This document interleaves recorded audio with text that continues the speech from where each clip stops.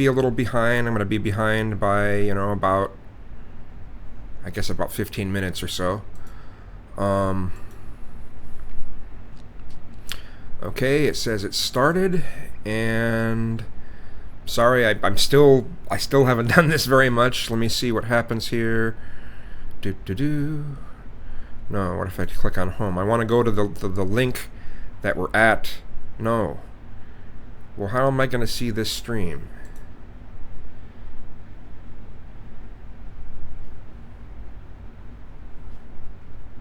It says 0 watching. Where?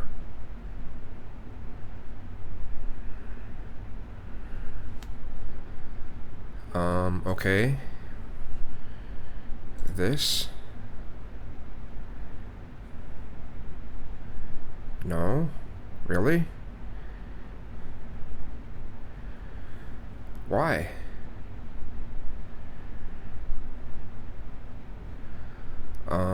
Really? How do I get to the stream? I want to see the comments.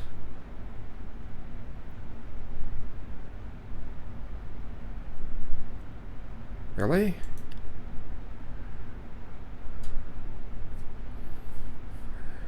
Well, is it streaming or not? How do I get to it?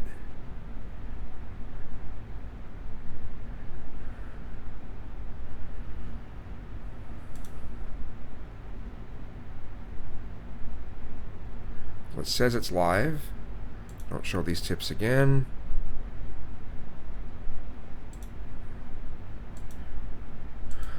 Oh, it's on this screen? Okay, it used to not be. Alright, well, now I can start. Why did I do something? Put this on this screen. Sorry for the delays.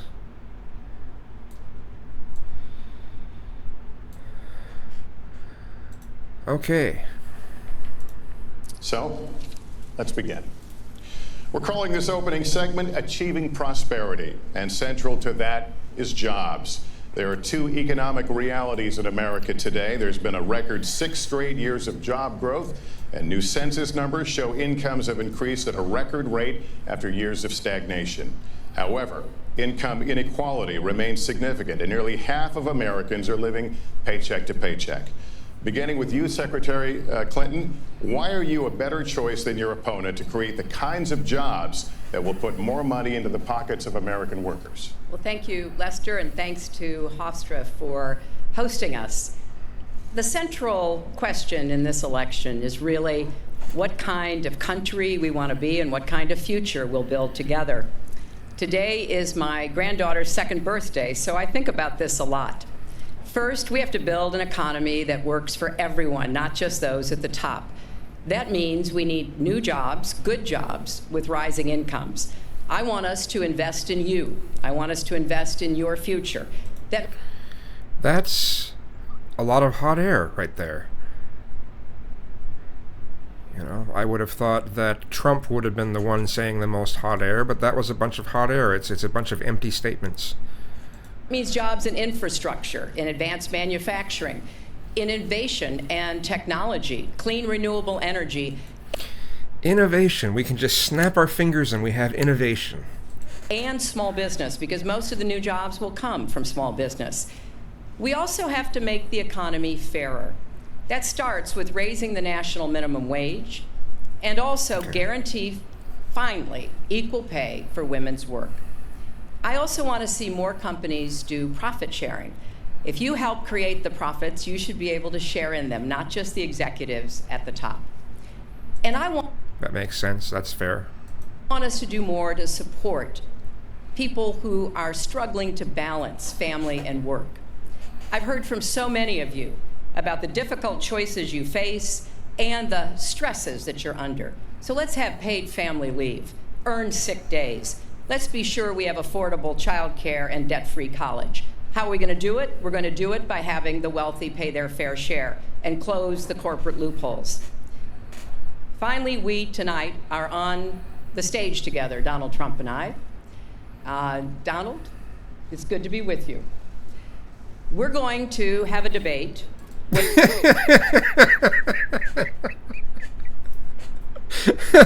where we are on the stage together, Donald Trump and I.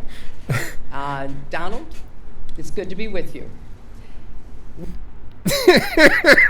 We're going to have a debate where we are talking about the important issues facing our country. You have to judge us. Who can shoulder the immense, awesome responsibilities of the presidency? Who can put into action the plans that will make your life better? I hope that I will be able to earn your vote on November 8th. Secretary Clinton, thank you. Mr. Trump, the same question to you. It's about putting money, more money, into the pockets of American workers. You have up to 2 minutes. Thank you, Lester. Our jobs are fleeing the country. They're going to Mexico. They're going to many other countries. You look at what China is doing to our country in terms of making our product. They're devaluing their currency, and there's nobody in our government to fight them. And we have a very good fight, and we have a winning fight, because they're using our country as a piggy bank to rebuild China, and many other countries are doing the same thing. So we're losing our good jobs, so many of them.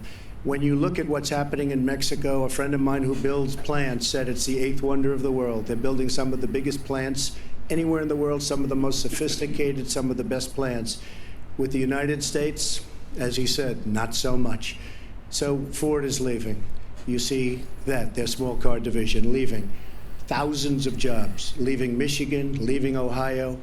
They're all leaving, and we can't allow it to happen anymore. As far as child care is concerned and so many other things, I think Hillary and I agree on that.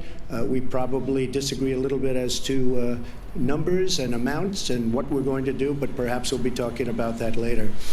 But we have to stop our jobs from being stolen from us. We have to stop our companies from leaving the United States, and with it, firing all of their people. All you have to do is take a look at Carrier Air Conditioning in Indianapolis. They left, fired 1,400 people. They're going to Mexico. So many, hundreds and hundreds of companies are doing this. We cannot let it happen. Under my plan, I'll be reducing taxes tremendously, from 35% to 15% for companies, small and big businesses. That's going to be a job creator like we haven't seen since Ronald Reagan. It's going to be a beautiful thing to watch. Companies will come, they will build, they will expand, new companies will start, and I look very, very much forward to doing it. We have to renegotiate our trade deals, and we have to stop these countries from stealing our companies and our jobs. Secretary Clinton. I've got to admit,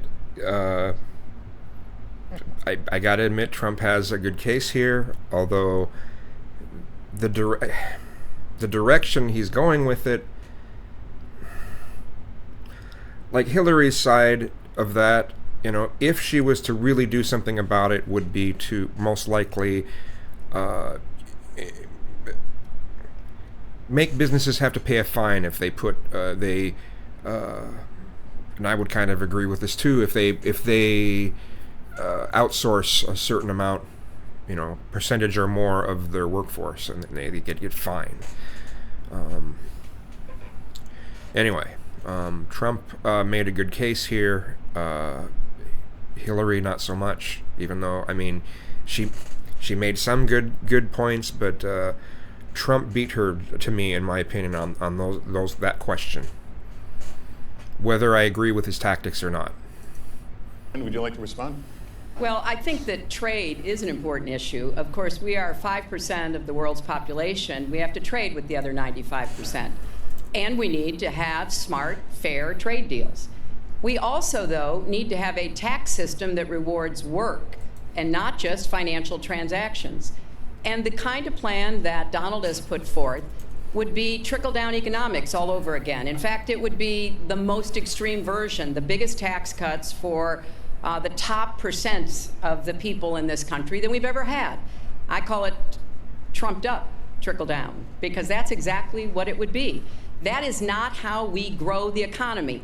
We just have a different view about what's best for growing the economy, how we make investments that will actually produce jobs and rising incomes. I think we come at it from somewhat different perspectives. I understand that. You know, Donald was very fortunate in his life, and that's all to his benefit. He started his business with $14 million borrowed from his father, and he really believes that the more you help wealthy people, the better off we'll be, and that everything will work out from there. I don't buy that. I have a different experience. My father was a small businessman. He worked really hard. He printed drapery fabrics on long tables where he pulled out those fabrics and he went down with a silk screen and dumped the paint in and took the squeegee and kept going. And so what I believe is the more we can do for the middle class, the more we can invest in you, your education, your skills, your future, the better we will be off and the better we'll grow. That's the kind of economy I want us to see again. Let me follow up. Okay, I agree with all the approaches that she has set here. I do. I definitely agree with that. If we don't in some way prop up the middle class, the class that's the one that, you know, does the most buying of smaller products, and sometimes expensive ones too, unless we prop them up. I mean, if the chasm between the rich and the poor gets too huge, it doesn't matter what it is that the rich people make, unless everything they make starts to be geared towards really poor people, but that's not very likely, you know, so things just fall apart from there.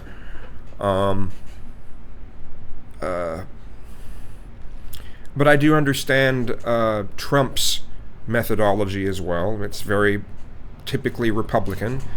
Though, you know, he might hold a different view than what Hillary just assumed that he has. In this debate, Trump seems to be really on top of his game.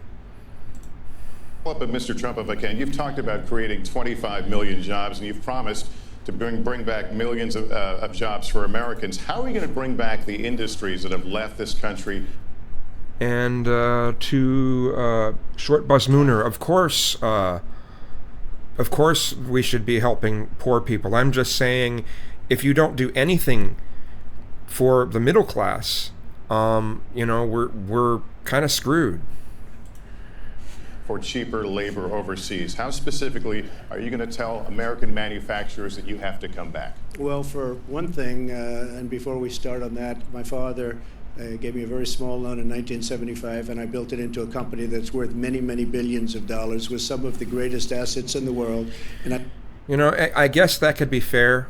Even if he did start off with a huge sum of money, he did turn it into something much larger. So, I mean, I'll give him credit there. I say that only because that's the kind of thinking that our country needs. Our country's in deep trouble.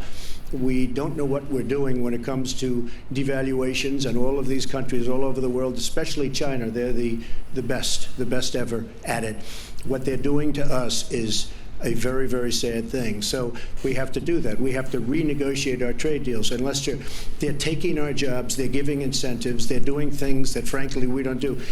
Let me give you the example of Mexico. They have a VAT tax. We're in a different system. When we sell into Mexico, there's a tax. When they sell in automatic, 16% approximately. When they sell into us, there's no tax. It's a defective agreement. It's been defective for a long time, many years, but the politicians haven't done anything about it. Now, in all fairness to Secretary Clinton, yes, is that okay? Good. I want you to be very happy. It's very important to me. But in all fairness to Secretary Clinton, when she started talking about this, it was really very recently. She's been doing this for 30 years. And why hasn't she made the agreements better? The NAFTA agreement is defective just because of the tax and many other reasons, but just because of the fact. Let me interrupt just a moment. But Secretary Clinton and others, politicians, should have been doing this for years, not right now because of the fact that we've created a movement. They should have been doing this for years. What's happened to our jobs and our country and our economy generally is, look, we owe $20 trillion. We cannot do it any longer, Lester. back to the question, though, how do you... I'm going to have to look up those numbers at some point. Is that really the number? What is he including in those numbers? But, you know, it's interesting what he's saying about taxes. I would like to research that more, too. How do you specifically bring back jobs, American manufacturers? How do you make them bring the jobs back? Well, the first thing you do is don't let the jobs leave. The companies are leaving. There are thousands of them. They're leaving, and they're leaving in bigger numbers than ever. And what you do is you say, fine, you want to go to Mexico or some other country, good luck. We wish you a lot of luck. But if you think you're going to make your air conditioners or your cars or your cookies or whatever you make and bring them into our country without a tax, you're wrong. And once you say you're going to have to tax them coming in, and our politicians never do this, because they have special interests, and the special interests want those companies to leave because in many cases they own the companies. So what I'm saying is we can stop them from leaving. We have to stop them from leaving, and that's a big, big factor. Let Secretary Clinton get Well, let's stop for a second and remember where we were 8 years ago. We had the worst financial crisis, the Great Recession, the worst since the 1930s. That was in large part because of tax policies that slashed taxes on the wealthy, failed to invest in the middle class, took their eyes off of Wall Street, and created a perfect storm. In fact, something I've got to say about this is it's so, because of how long, when changes get made, tax changes get made, and we give more tax breaks to rich people, the way that does move through things does take a while. It's not something that is seen right away. And how long it takes for that to go through, whatever policies get changed, however long it takes for those things to go through and actually start being able to be seen, is debatable. So it's really, really hard to discern what exactly caused the economy to do one thing or the other. Donald was one of the people who rooted for the housing crisis. He said back in 2006, gee, I hope it does collapse because then I can go in and buy some and make some money. Well, it did collapse. That's called business, by the way. 9 million people lost their jobs. 5 million people lost their homes, and $13 trillion in family wealth was wiped out. Now, we have come back from that abyss, and it has not been easy. So we're now on the precipice of having a potentially much better economy, but the last thing we need to do is to go back to the policies that failed us in the first place. Independent experts have looked at what I've proposed and looked at what Donald's proposed, and basically they've said this, that if his tax plan, which would blow up the debt by over $5 trillion and would, in some instances, disadvantage middle-class families compared to the wealthy, were to go into effect, we would lose 3.5 million jobs and maybe have another recession. They've looked at my plans and they've said, okay, if we can do this, and I intend to get it done, we will have 10 million more new jobs because we will be making investments where we can grow the economy. Take clean energy. Some country is going to be the clean energy superpower of the 21st century. Donald thinks that climate change is a hoax perpetrated by the Chinese. I think it's real. I did not. Science is real. I do not say that. And I think it's important that we grip. Maybe it was a bad paraphrasing, because I remember hearing him say something similar. But maybe I saw another paraphrasing of what he said instead of an actual quote. Hard to say. This and deal with it both at home and abroad. And here's what we can do. We can deploy 500 million more solar panels. We can have enough clean energy to power every home. We can build a new modern electric grid. That's a lot of jobs. That's a lot of new economic activity. So I tried to be very specific about what we can and should do, and I am determined. That was a strange little skip. That we're going to get the economy new economic activity. So I tried to be very specific about what we can and should do, and I am determined. That's a lot of jobs. That's a lot of new economic activity. So I tried to be very specific about what we can and should do, and I am determined that we're going to get the economy really moving again. building on the progress we've made over the last 8 years, but never going back to what got us in trouble in the first place. Mr. Trump. She talks about solar panels. We invested in a solar company, our country. That was a disaster. They lost plenty of money on that one. Now, look, I'm a great believer in all forms of energy. Okay, well, when was that though? When was that done? I'm curious about that now. I'm going to have to look that up too. But we're putting a lot of people out of work. Our energy policies are a disaster. Our country is losing so much in terms of energy, in terms of paying off our debt. You can't do what you're looking to do with $20 trillion in debt. The Obama administration, from the time they've come in, is over 230 years worth of debt. Interesting points both Rictus and 1-800-STOMP has made. Rictus Grin said, I think Germany is already leading the way in alternative power sources. And 1-800-STOMP said, the turbine and solar panels we have invested heavily on here are coming from China. It's a loser. Debt. And he's topped it. He's doubled it in a course of almost 8 years, 7.5 years to be semi-exact. So I will tell you this. We have to do a much better job at keeping our jobs. And we have to do a much better job at giving companies incentive to build new companies or to expand, because they're not doing it. And all you have to do is look at Michigan and look at Ohio and look at all of these places where so many of their jobs and their companies are just leaving. They're gone. And Hillary, I just ask you this. You've been doing this for 30 years. Why are you just thinking about these solutions right now? For 30 years you've been doing it, and now you're just starting to think of solutions. Well, actually, I will bring back jobs. You can't bring back jobs. Well, actually, I have thought about this quite a bit. Yeah, for 30 years. I have, well, not quite that long.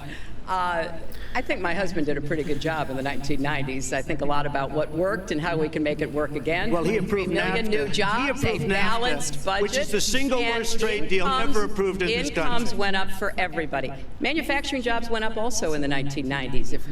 Okay, wait a minute. Okay, I got to rewind that because there's some things. For million new jobs, a balanced budget, which is the single. Let's go back 10 more seconds. I think my husband did a pretty good job in the 1990s. I think a lot about what worked and how we can make it work again. Well, he approved 3 million NAFTA. new He jobs, a approved balanced NAFTA, budget, which is the single and worst trade deal ever approved in this country. Incomes went up for everybody. Manufacturing jobs went up also in the 1990s, if we're actually going to look at the facts. When I was in the Senate, I had a number of trade deals that came before me, and I held them all to the same test. Will they create jobs in America? Will they raise incomes in America? And are they good for our national security? Some of them I voted for. The biggest one, a multinational one known as CAFTA, I voted against. And because I hold the same standards as I look at all of these trade deals. But let's not assume that trade is the only challenge we have in the economy. I think it is a part of it, and I've said what I'm going to do. I'm going to have a special prosecutor. We're going to enforce the trade deals we have, and we're going to hold people accountable. When I was Secretary of State, we actually increased American exports globally 30%. We increased them to China 50%. So I know how to really work to get new jobs and to get exports that help to create more new jobs. Well, you haven't done it in... Well,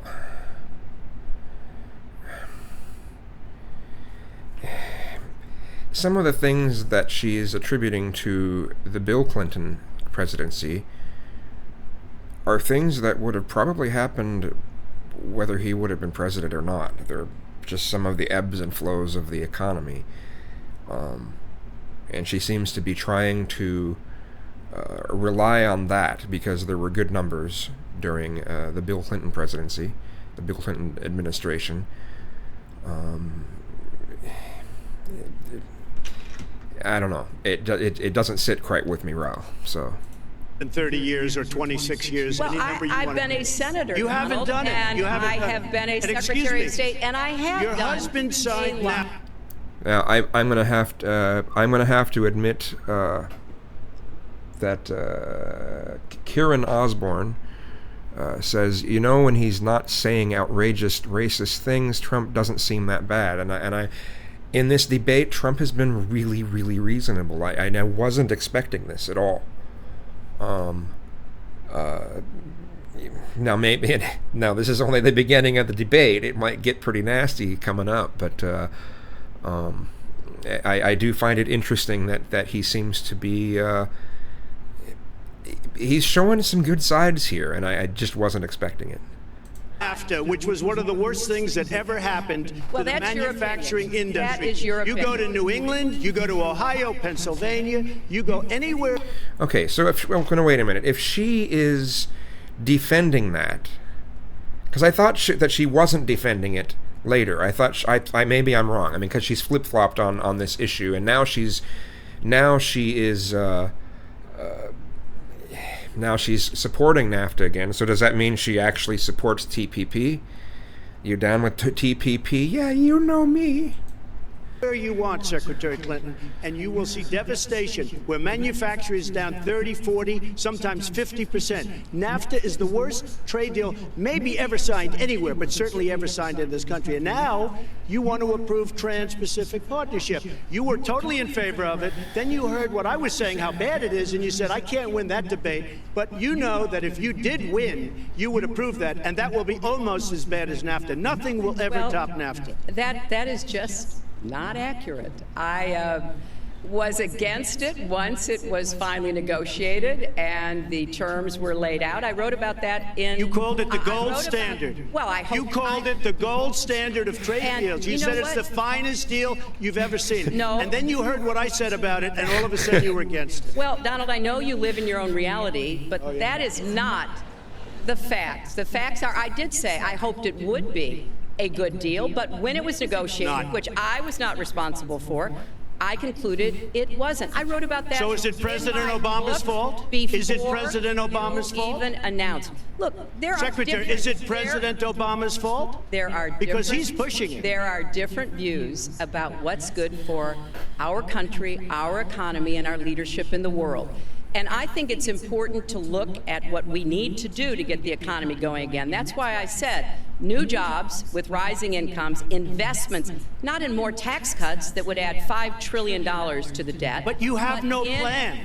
Oh, I do. Secretary, in fact, you have no plan. A book about it. It's called Stronger Together. You can pick it up tomorrow. That's about all you Folks, at the bookstore or at an airport near you. We're going to move to... But it's because I see this. We need to have strong growth, fair growth, sustained growth. We also have to look at how we help families balance the responsibilities at home and the responsibilities at business. So we have a very robust set of plans, and people who have looked at both of our plans have concluded that mine would create 10 million jobs and yours would lose us 3.5 million jobs and explode. You are going to approve one of the biggest tax cuts in history. You are going to approve one of the biggest tax increases in history. You are going to drive business out. Your regulations are a disaster, and you're going to increase regulations all over the place. And by the way, my tax cut is the biggest since Ronald Reagan. I'm very proud. Barron. It will create tremendous numbers of new jobs. But regulations, you are going to regulate these businesses out of existence. When I go around, Lester, I tell you this, I've been all over. And when I go around, despite the tax cut, the things that businesses and people like the most is the fact that I'm cutting regulation. You have regulations on top of regulations, and new companies cannot form, and old companies are going out of business, and you want to increase the regulations and make them even worse. I'm going to cut regulations, but I'm going to cut taxes big league, and you're going to raise taxes big league. End of story. Let me get you to pause right there, because we're going to move into the... Well, I'm curious as to what her plan is as to how we're going to actually keep businesses here. Are we going to fine them for moving a lot of their production overseas, or is she not going to ever actually address that? I have a feeling Trump is going to try to get her to address that, and she's probably going to continue to not answer it.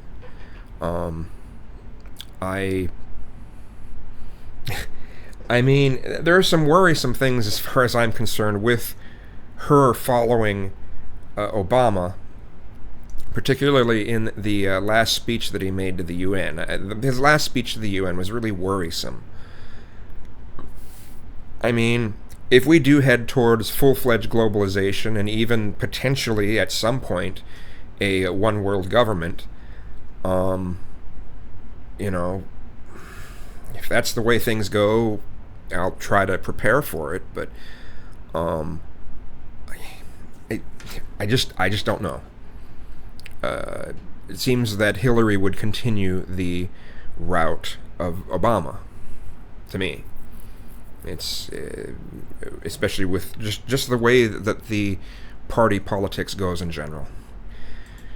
For the next Lester, segment, we're going to talk taxes. that can't be left to Please just stand. take 30 seconds, and then we're I gonna go kind on. of assumed that there would be a lot of these charges and claims. And so Facts. we have taken the homepage of my website, HillaryClinton.com, and we've turned it into a fact checker. So if you want to see in real time, Go to .com and subscribe to your latest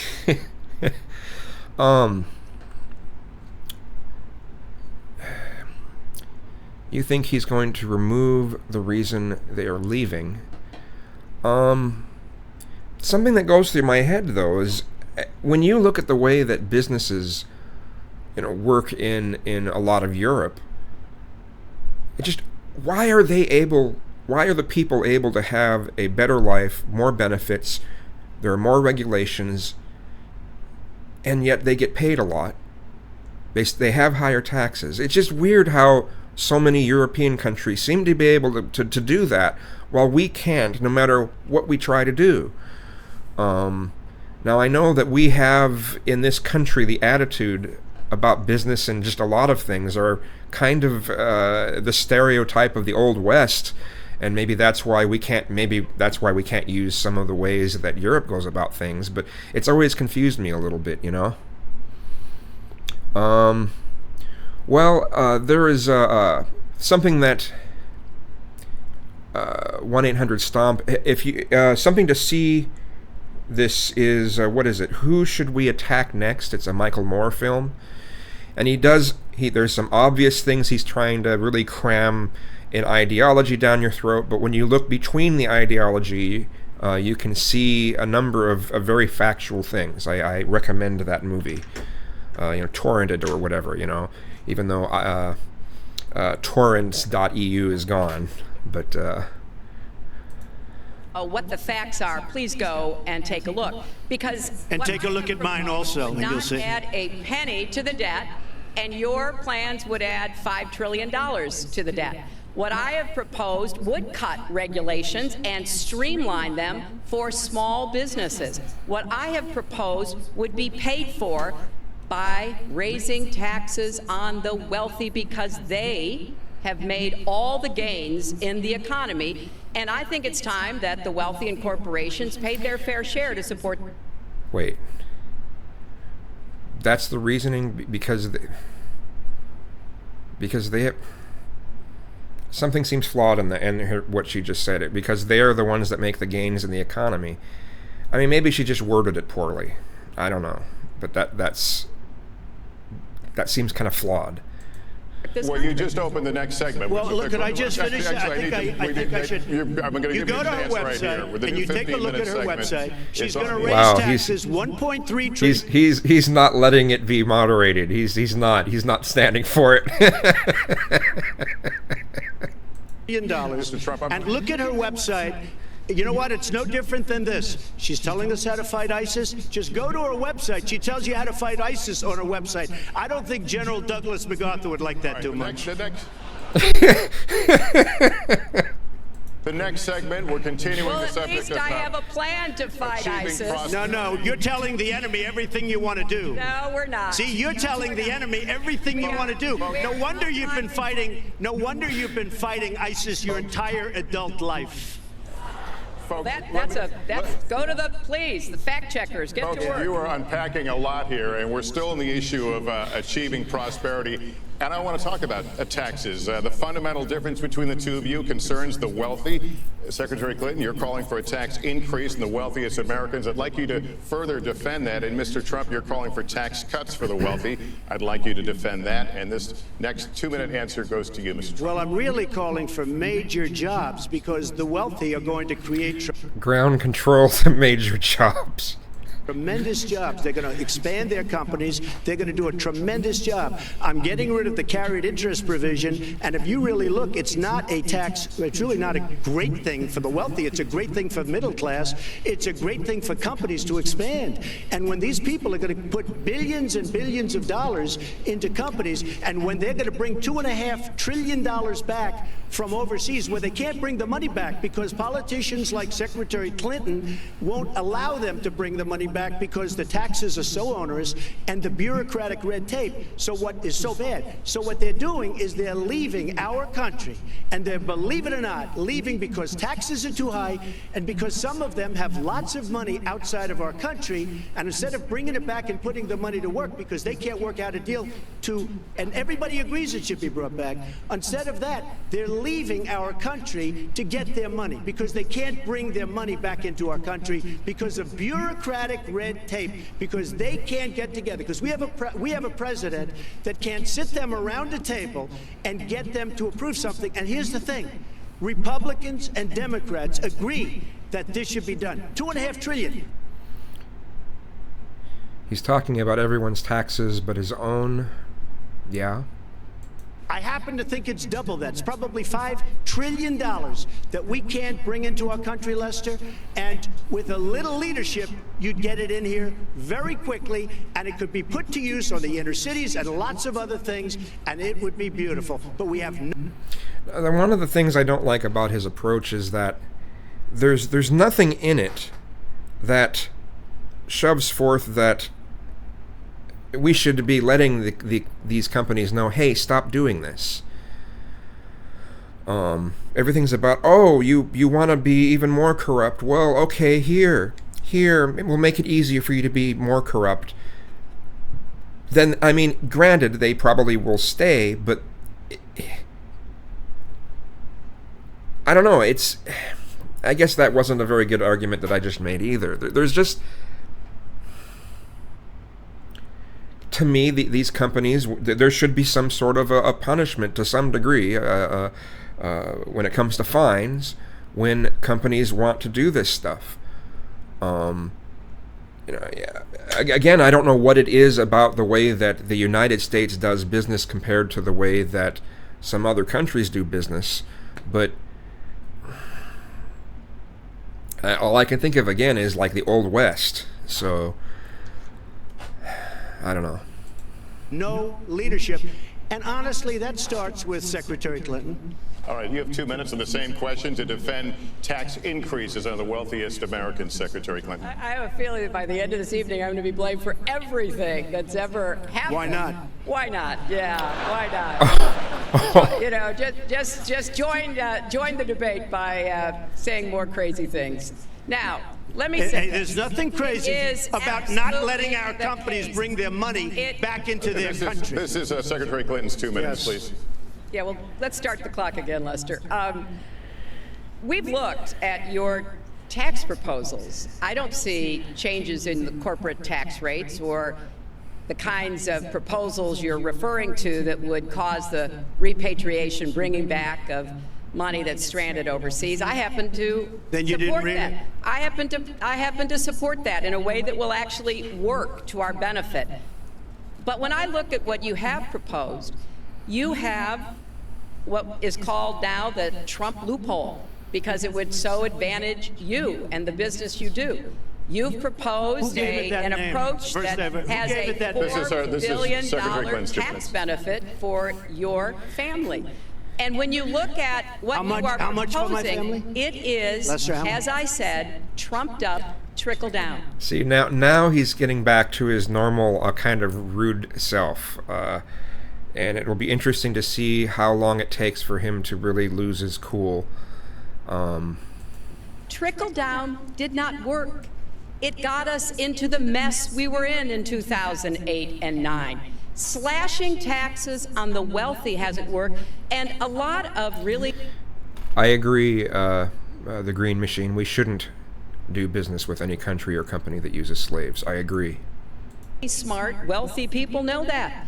And they are saying, hey, we need to do more to make the contributions we should be making to rebuild the middle class. I don't think top-down works in America. I think building the middle class, investing in the middle class, making college debt-free so more young people can get their education, helping people refinance their debt from college at a lower rate. Those are the kinds of things that will really boost the economy. Broad-based, inclusive growth is what we need in America.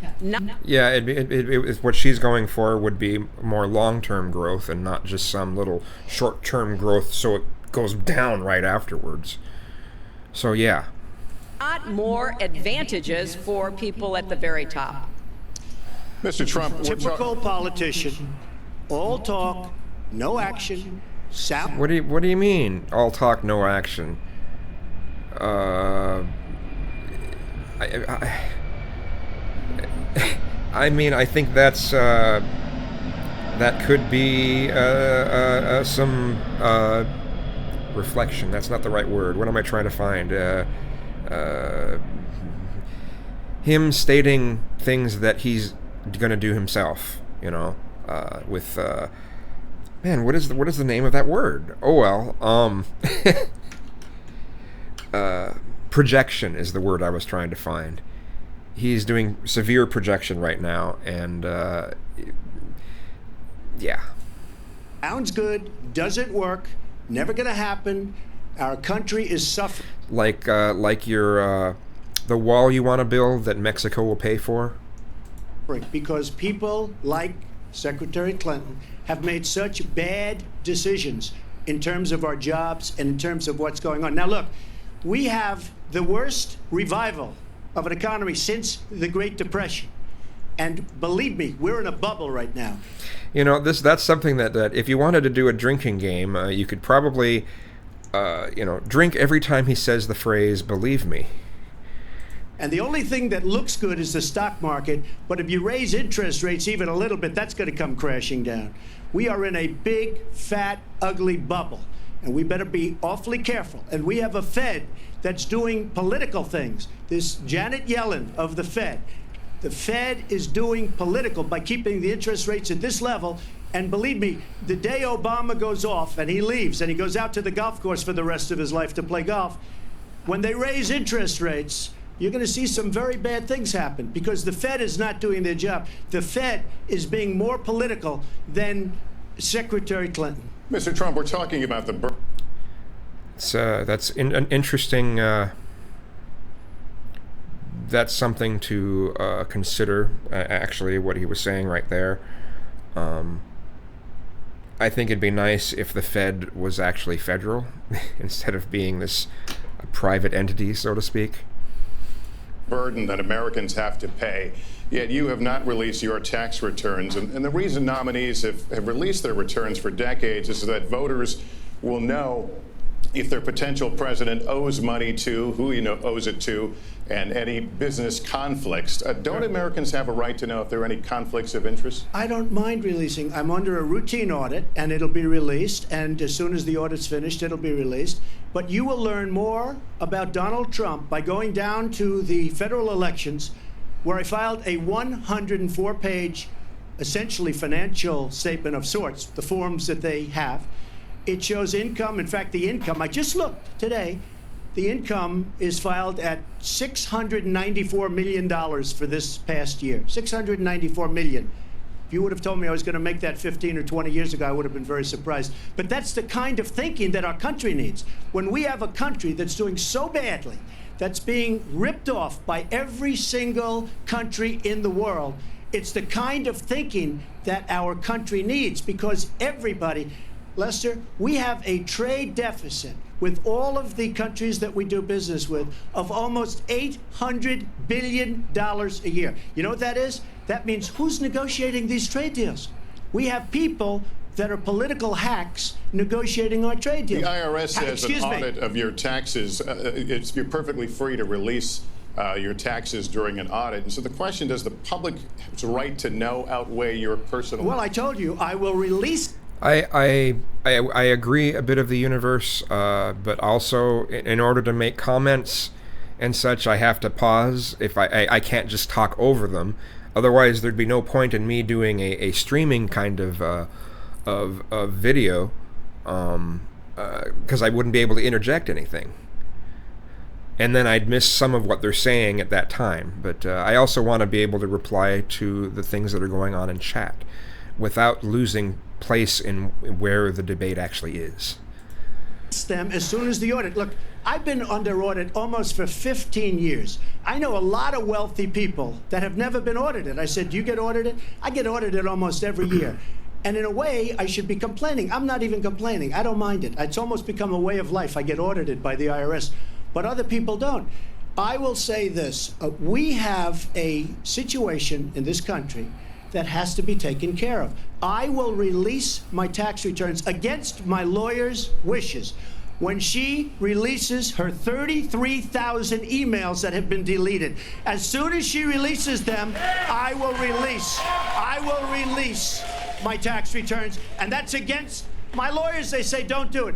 I will tell you this. No, in fact, watching show. Okay. See, now she's getting the laughing thing going. She has her laugh is like someone from Texas saying, "Well, bless your heart." That's her laugh. That's what her laugh is. It's you never know what her real, genuine laugh is, or whether the only things that she actually finds funny are things that aren't really actually funny. So, reading the papers. Almost every lawyer says you don't release your returns until the audit's complete. When the audit's complete, I'll do it. But I would go against them if she releases her. So it's negotiable? It's not negotiable. No, let her release the email. Why did she delete 33,000? Well, I'll let her ask that, but let me just admonish the audience one more time. There was an agreement. We did ask you to be silent, so it would be helpful for us.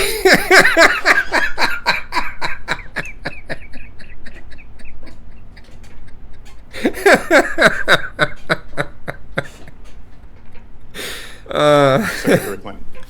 Well, I think you've just seen another example of bait and switch here.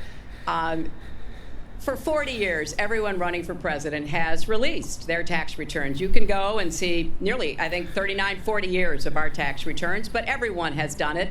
We know the IRS has made clear there is no prohibition on releasing it when you're under audit. So you've got to ask yourself, why won't he release his tax returns? And I think there may be a couple of reasons. First, maybe he's not as rich as he says he is. Second, maybe he's not as charitable as he claims to be. Third, we don't know all of his business dealings, but we have been told through investigative reporting that he owes about $650 million to Wall Street and foreign banks. Or maybe he doesn't want the American people, all of you watching tonight, to know that he's paid nothing in federal taxes, because the only years that anybody's ever seen were a couple of years when he had to turn them over to state authorities when he was trying to get a casino license, and they showed he didn't pay any federal income tax. So if he's paid zero, that means... Whoa. Well, I mean, there's truth to when he says that makes me smart, but that I can't deny that there has to be some intelligence behind someone being able to evade taxes that much, but if he's been able to figure it out, a lot of these other businesses have been able to figure it out. And yet they want to move, their production lines overseas because they're being taxed too much. But if they find these tax loopholes that Trump has been able to find, what are they complaining about the taxes? Is it really the taxes, or is it just they see an opportunity to make something for cheaper and will just go for it? That seems the most likely thing. But, I can also see, if businesses aren't finding all these loopholes, then I can see kind of what Trump's talking about.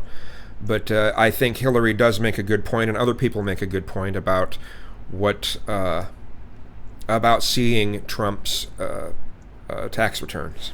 I mean, 0 for troops, 0 for vets, 0 for schools or health. And I think probably he's not all that enthusiastic about having the rest of our country see what the real reasons are, because it must be something really important, even terrible, that he's trying to hide. And the financial disclosure statement, they don't give you the tax rate. They don't give you all the details that tax returns would. And it just seems to me that this is something that the American people deserve to see, and I have no reason to believe that he's ever going to release his tax returns, because there's something he's hiding. And we'll keep guessing at what it might be that he's hiding. But I think the question is, were he ever to get near the White House, what would be those conflicts? Who does he owe money to? Well, he owes you the answers to that, and he should provide them. He also raised the issue of your emails. Do you want to respond to that? I do. You know, I made a mistake using a private email. That's for sure. And if I had to do it over again, I would obviously do it differently. But I'm not going to make any excuses. It was a mistake, and I take responsibility for that. Now, wait a minute. Barron. Brought to you by Barron. Apply directly to the forehead. I don't see her as a neocon. A lot of the neocons will be shoving forth, let's combine church and state, and they have a lot different ideas of what will boost the economy. So I don't agree with your statement that she's a neocon. I don't like her very much, and I don't trust her, but I certainly wouldn't call her a neocon. Mr. Trump? That was more than a mistake. That was done purposely, okay? That was not a mistake. That was done purposely. When you have your staff taking the Fifth Amendment, taking the Fifth so they're not prosecuted, when you have the man that set up the illegal server taking the Fifth, I think it's disgraceful. And believe me, this country thinks it's disgraceful. It really thinks it's disgraceful also. As far as my tax returns, you don't learn that much from tax returns, that I can tell you. You learn a lot. Actually, you can learn a lot from tax returns, but from financial disclosure. And you should go down and take a look at that. The other thing, I'm extremely underleveraged. The report that said 650, which, by the way, a lot of friends of mine that know my business said, boy, that's really not a lot of money. It's not a lot of money relative to what I had. The buildings that were in question, they said in the same report, which was, actually, it wasn't even a bad story, to be honest with you, but the buildings are worth $3.9 billion. And the 650 isn't even on that. But it's not 650. It's much less than that. But I could give you a list of banks. I would, if that would help you, I would give you a list of banks. These are very fine institutions, very fine banks. I could do that very quickly. I am very underleveraged. I have a great company. I have a tremendous income. And yeah, well, you're talking your way out of, how much money you paid in taxes. That's what you're talking your way out of. Oh, you'll see much more from this? No, we want to see how much you've paid in taxes. Well, there's all these things. No, we want to see how much you've paid in taxes. They're not going to get him on this. He's going to just keep rambling on and on and on. And that may be one of the ways. That's what a salesperson does. So. And the reason I say that is not in a braggadocious way. It's because it's about time that this country had somebody running it that has an idea about money. When we have $20 trillion in debt, and our country's a mess. It's one thing to have $20 trillion in debt, and our roads are good, and our bridges are good, and everything's in great shape. Our airports are like from a third world country. You land at LaGuardia, you land at Kennedy, you land at LAX, you land at Newark, and you come in from Dubai and Qatar, and you see these incredible, you come in from China. You're going to compare it to Dubai? And we have some pretty advanced airports. What's the point? Do airports have... Look, the walls are all plated in gold. What are you expecting? You see these incredible airports, and you land, we've become a third world country. So the worst of all things has happened. We owe $20 trillion, and we're a mess. We haven't even started. And we've spent $6 trillion in the Middle East, according to a report that I just saw, whether it's 6 or 5, but it looks like it's 6. $6 trillion in the Middle East. We could have rebuilt our country twice. And it's really a shame. And it's politicians like Secretary Clinton that have caused this problem. Our country has tremendous problems. We're a debtor nation. We're a serious debtor nation. And we have a country that needs new roads, new tunnels, new bridges, new airports, new schools, new hospitals. And we don't have the money because it's been squandered on so many of your ideas. Let you And respond. maybe- Well, you know, Trump, if you had been in the government during all those years, you probably would have voted for some of the same shit. But I can't say that definitively, you know, so maybe that's a false thing for me to state. But, you know, the Bush administration had a lot of people's eyes have wool pulled over them. I mean, just look how many people they somehow got to agree, and we had people, you know, saying, "Oh yeah, let's attack Iraq," that didn't attack us, but let's attack Iraq. It's like, there's no way to legitimize. There's no way to rationalize why we went into Iraq, unless we know more information, but we don't have the information, so. Because you haven't paid any federal income tax for a lot of years. And the other thing I think is important It would be squandered too, believe me. If your main claim to be president of the United States is your business, then I think we should talk about that. You know, your campaign manager said that you built a lot of businesses on the backs of little guys. And indeed, I have met a lot of the people who were stiffed by you and your businesses, Donald. I've met dishwashers, painters, architects, glass installers, marble installers, drapery installers, like my dad was, who you refused to pay when they finished the work that you asked them to do. We have an architect in the audience who designed one of your clubhouses at one of your golf courses. It's a beautiful facility. It immediately was put to use, and you wouldn't pay what the man needed to be paid, what he was charging you. Maybe he didn't do a good job, and I was unsatisfied with his work, which our country should do too. Thousands of. So she's making a good point here. Yeah, you gotta pay, you've got to pay people.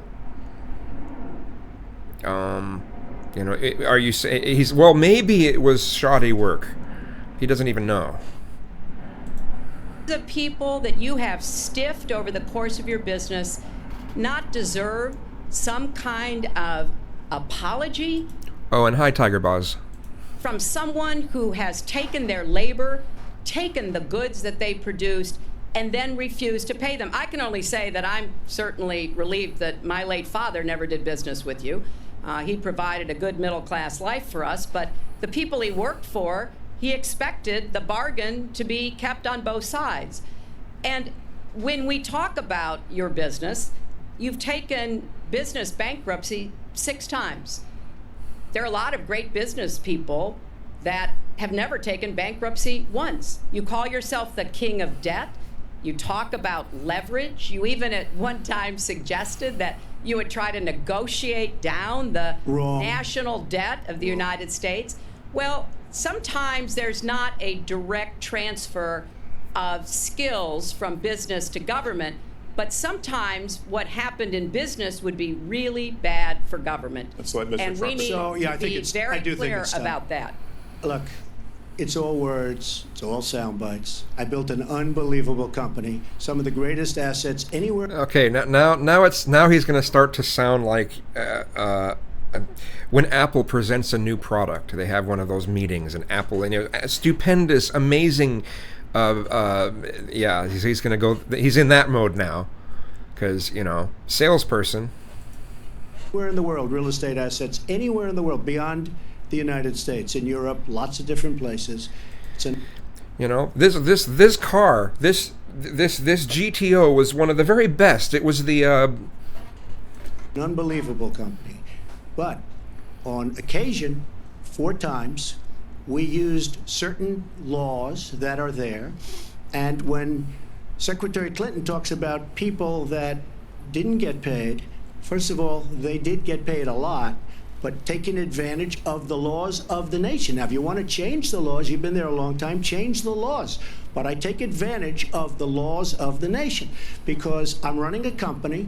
My obligation right now, I gotta say, no reason to use the word dyke in the chat. Okay? No reason for that. Please don't use that word. Thank you. Now is to do well for myself, my family, my employees, for my companies. And that's what I do. But what she doesn't say is the tens of thousands of people that are unbelievably happy and that love me. I'll give you an example.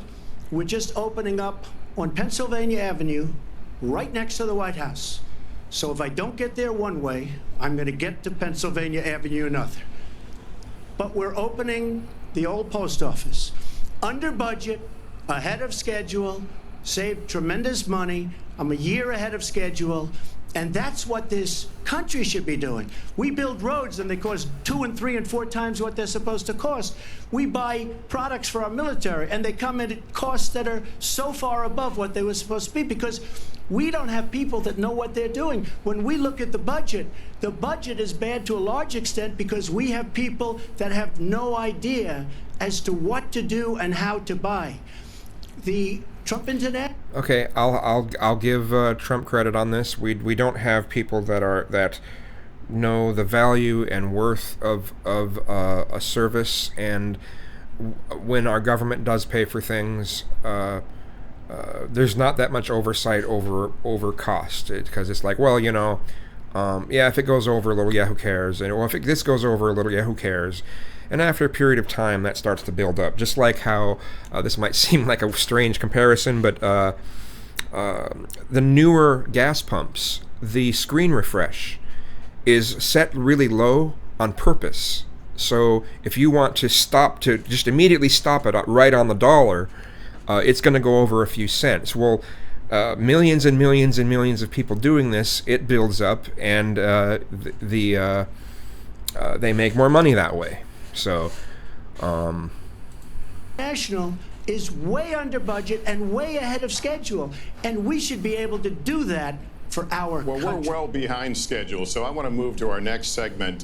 We move into our next segment talking about America's direction, and let's start by talking about race. The share of Americans who say race relations are bad in this country is the highest it's been in decades, much of it amplified by shootings of African Americans by police, as we've seen recently in Charlotte and Tulsa. My opinion about this, just real quick, is I don't think it's actually gotten that much worse. We're just more aware of it now than we ever were, and so the tensions that are around it are higher. This has been a big issue in this campaign, and one of you is going to have to bridge a very wide and bitter gap. So how do you heal the divide? Secretary Clinton, you get 2 minutes on this. Well, you're right. Race remains a significant challenge in our country. Unfortunately, race still determines too much. Often determines where people live, determines what kind of education in their public schools they can get, and yes, it determines how they're treated in the criminal justice system. We've just seen those 2 tragic examples in both Tulsa and Charlotte. And we've got to do several things at the same time.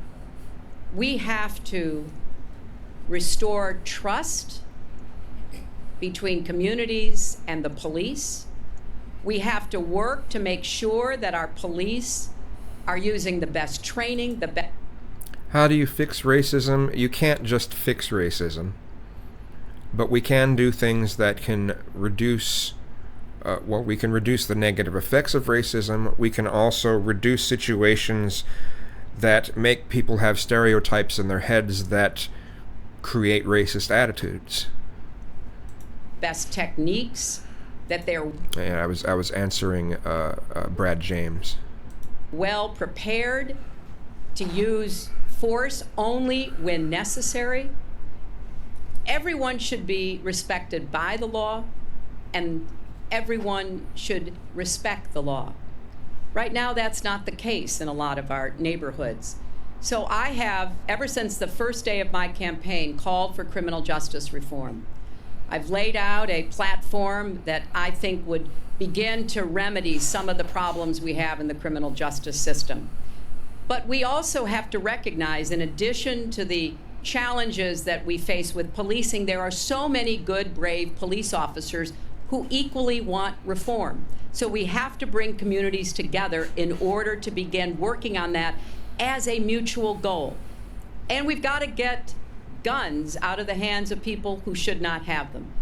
The gun epidemic is the leading cause of death of young African American men, more than the next 9 causes put together.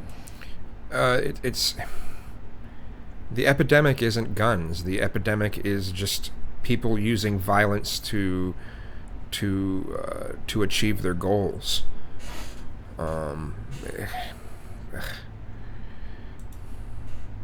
So we have to do 2 things, as I said. We have to restore trust. We have to work with the police. We have to make sure they respect the communities and the communities respect them.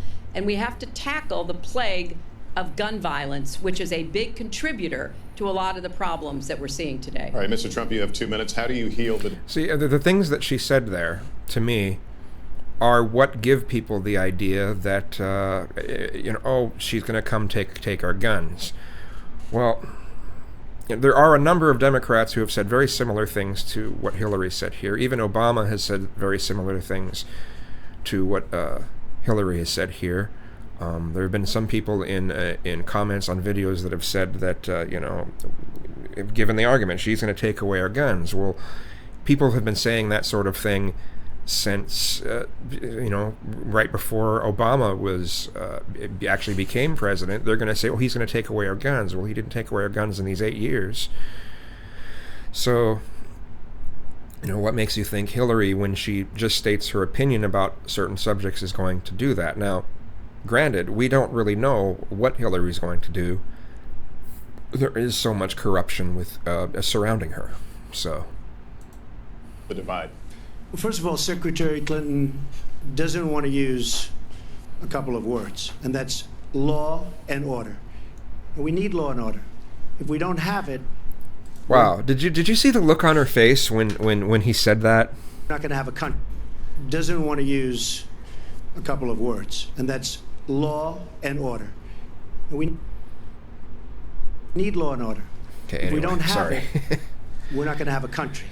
And when I look at what's going on in Charlotte, a city I love, a city where I have investments. And I gotta say, Barron, stop spamming the same comments over and over again. If you have something, new that you want to say, cool. But stop posting the same thing over and over again. Thanks. When I look at what's going on throughout various parts of our country, whether it's, I can just keep naming them all day long. We need law and order in our country. And I just got today, as you know, the endorsement of the Fraternal Order of Police. We just came in. We have endorsements from, I think, almost every police group, a large percentage of them in the United States. We have a situation where we have our inner cities, African Americans, Hispanics, are living in hell because it's so dangerous. You walk down the street, you get shot. In Chicago, they've had thousands of shootings, thousands, since... You're talking about that, there's high crime. What do you intend to do about it? January 1st, thousands of shootings. And I'm saying, where is this? Is this a war-torn country? What are we doing? And agreed, Brad James. They're saying nothing on this. It's just a whole bunch of fluff. Well, I'm gonna have my little speech about, there's crime and there's this going on. Okay, what are you gonna do about it? We have to stop the violence. We have to bring back law and order. In a place like Chicago, where thousands of people have been killed, thousands over. Okay, I need to make a comment about something that's going on that's being said in the chat. The intention behind Black Lives Matter is quite different than the way that a lot of people who have considered themselves part of Black Lives Matter have been doing. Some of the people representing Black Lives Matter have done some really, really stupid things. There are sometimes some very, very bad attitudes, and a bad attitude can ruin any movement, literally any movement. The founding principles, though, of Black Lives Matter is something I can stand for. I can stand up for that, the founding principles. But that doesn't make me say, well, I fully support Black Lives Matter, because I can't, because of some of the actions of some of the people. Over the last number of years. In fact, almost 4,000 have been killed since Barack Obama became president. Almost 4,000 people in Chicago have been killed. We have to bring back law and order. I live near McCord Air Force Base, so there's planes a lot, and they're really loud. They're way, way louder than regular commercial planes. So. Now, whether or not in a place like Chicago you do stop and frisk, which worked very well, Mayor Giuliani is here, it worked very well in New York, it brought the crime rate way down. But stop and frisk, really? You gonna start arguing for checkpoints next? Man, I hate that idea so much. I really hate the idea of checkpoints.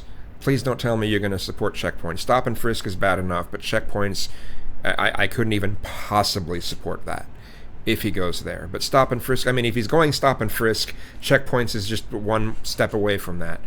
I'm sorry, I don't like the stop and frisk philosophy. You take the gun away from criminals that shouldn't be having it. We have gangs roaming the street, and in many cases, they're illegally here, illegal immigrants, and they have guns, and they shoot people. And we have to be very strong, and we have to be very vigilant. We have to. So should we be spying on our neighbors? Should we constantly report? I don't know. This person seems kind of out of place. Let's call the police.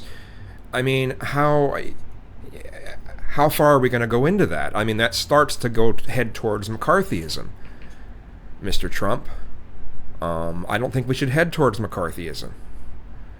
The things that you've said that you support, maybe you won't say that in this debate, but some of the things that you say that you support when it comes to Muslims, it's like, what, are we going to start spying on our neighbors? How far into the McCarthyism are you going to go? We have to know what we're doing.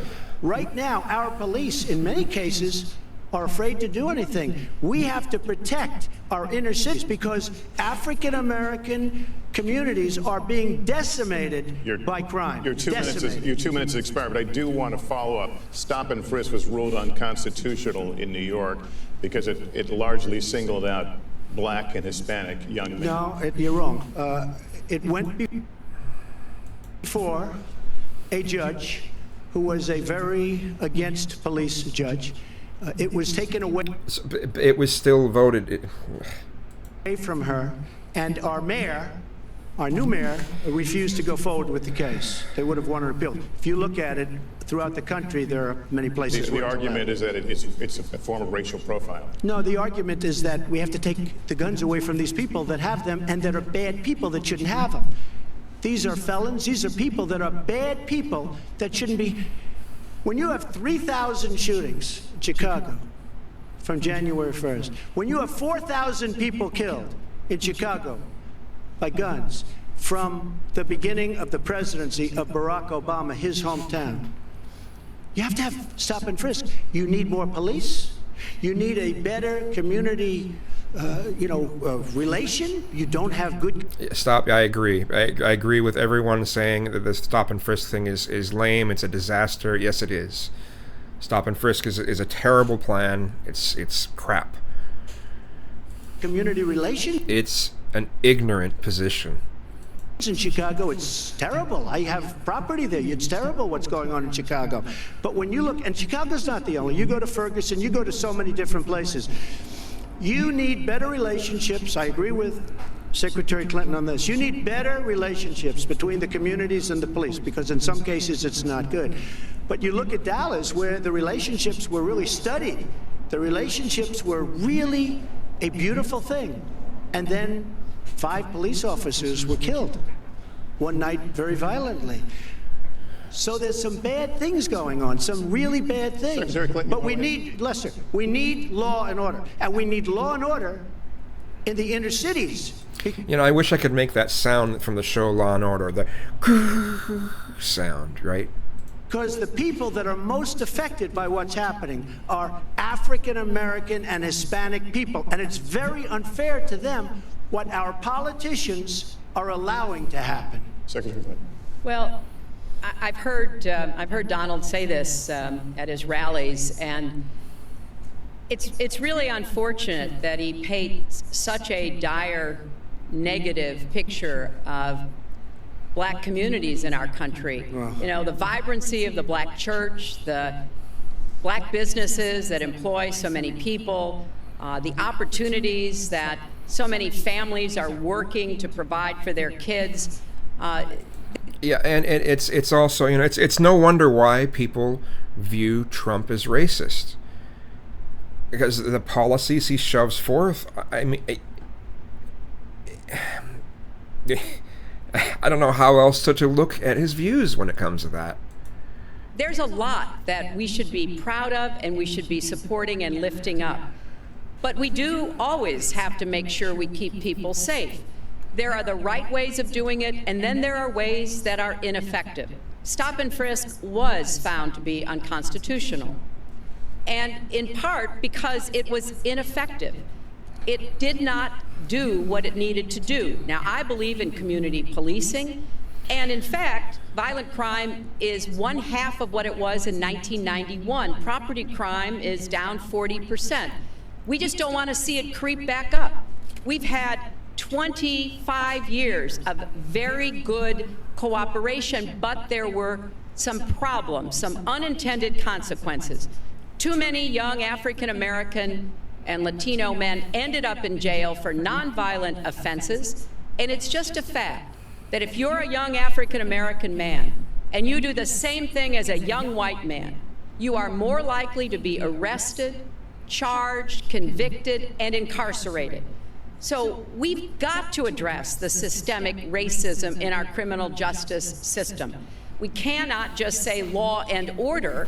We have to say we have to come forward with a plan that is going to divert people from the criminal justice system, deal with mandatory minimum sentences, which have put too many people away for too long for doing too little. We need to have more second chance programs. I'm glad that we're ending private prisons in the federal system. I want to see them ended. Yeah, and that's such a good thing when I read about that. In the state system, you shouldn't. Let's hope that happens too in the state system. That needs to happen. Profit for prisons for profit. There's no excuse for it. It's inhumane. Have a profit motivation to fill prison cells with young Americans. So there are some positive ways we can work on this. And I believe strongly that common sense gun safety measures would assist us right now. And this is something Donald has supported along with the gun lobby. Right now, we've got too many military-style weapons on the streets. In a lot of places, our police are outgunned. We need comprehensive background checks, and we need to keep guns out of the hands of those who will do harm. You're not going to keep the guns out of the people who are going to do harm. This side of things is stupid. I mean, yeah, she has a plan, but the plan is stupid. You know, it's the guns aren't the problem. You know, if they don't get a hold of them the legal way, they'll get a hold of them the illegal way. If there's someone that's going to commit some sort of crime, they're going to get a hold of them. They're going to get a hold of them one way or the other. So I think this is a really dumb method to try to take care of this problem. She does talk about a number of things that do make sense, but once she goes this route, let's make it harder to get guns. That's not going to help this.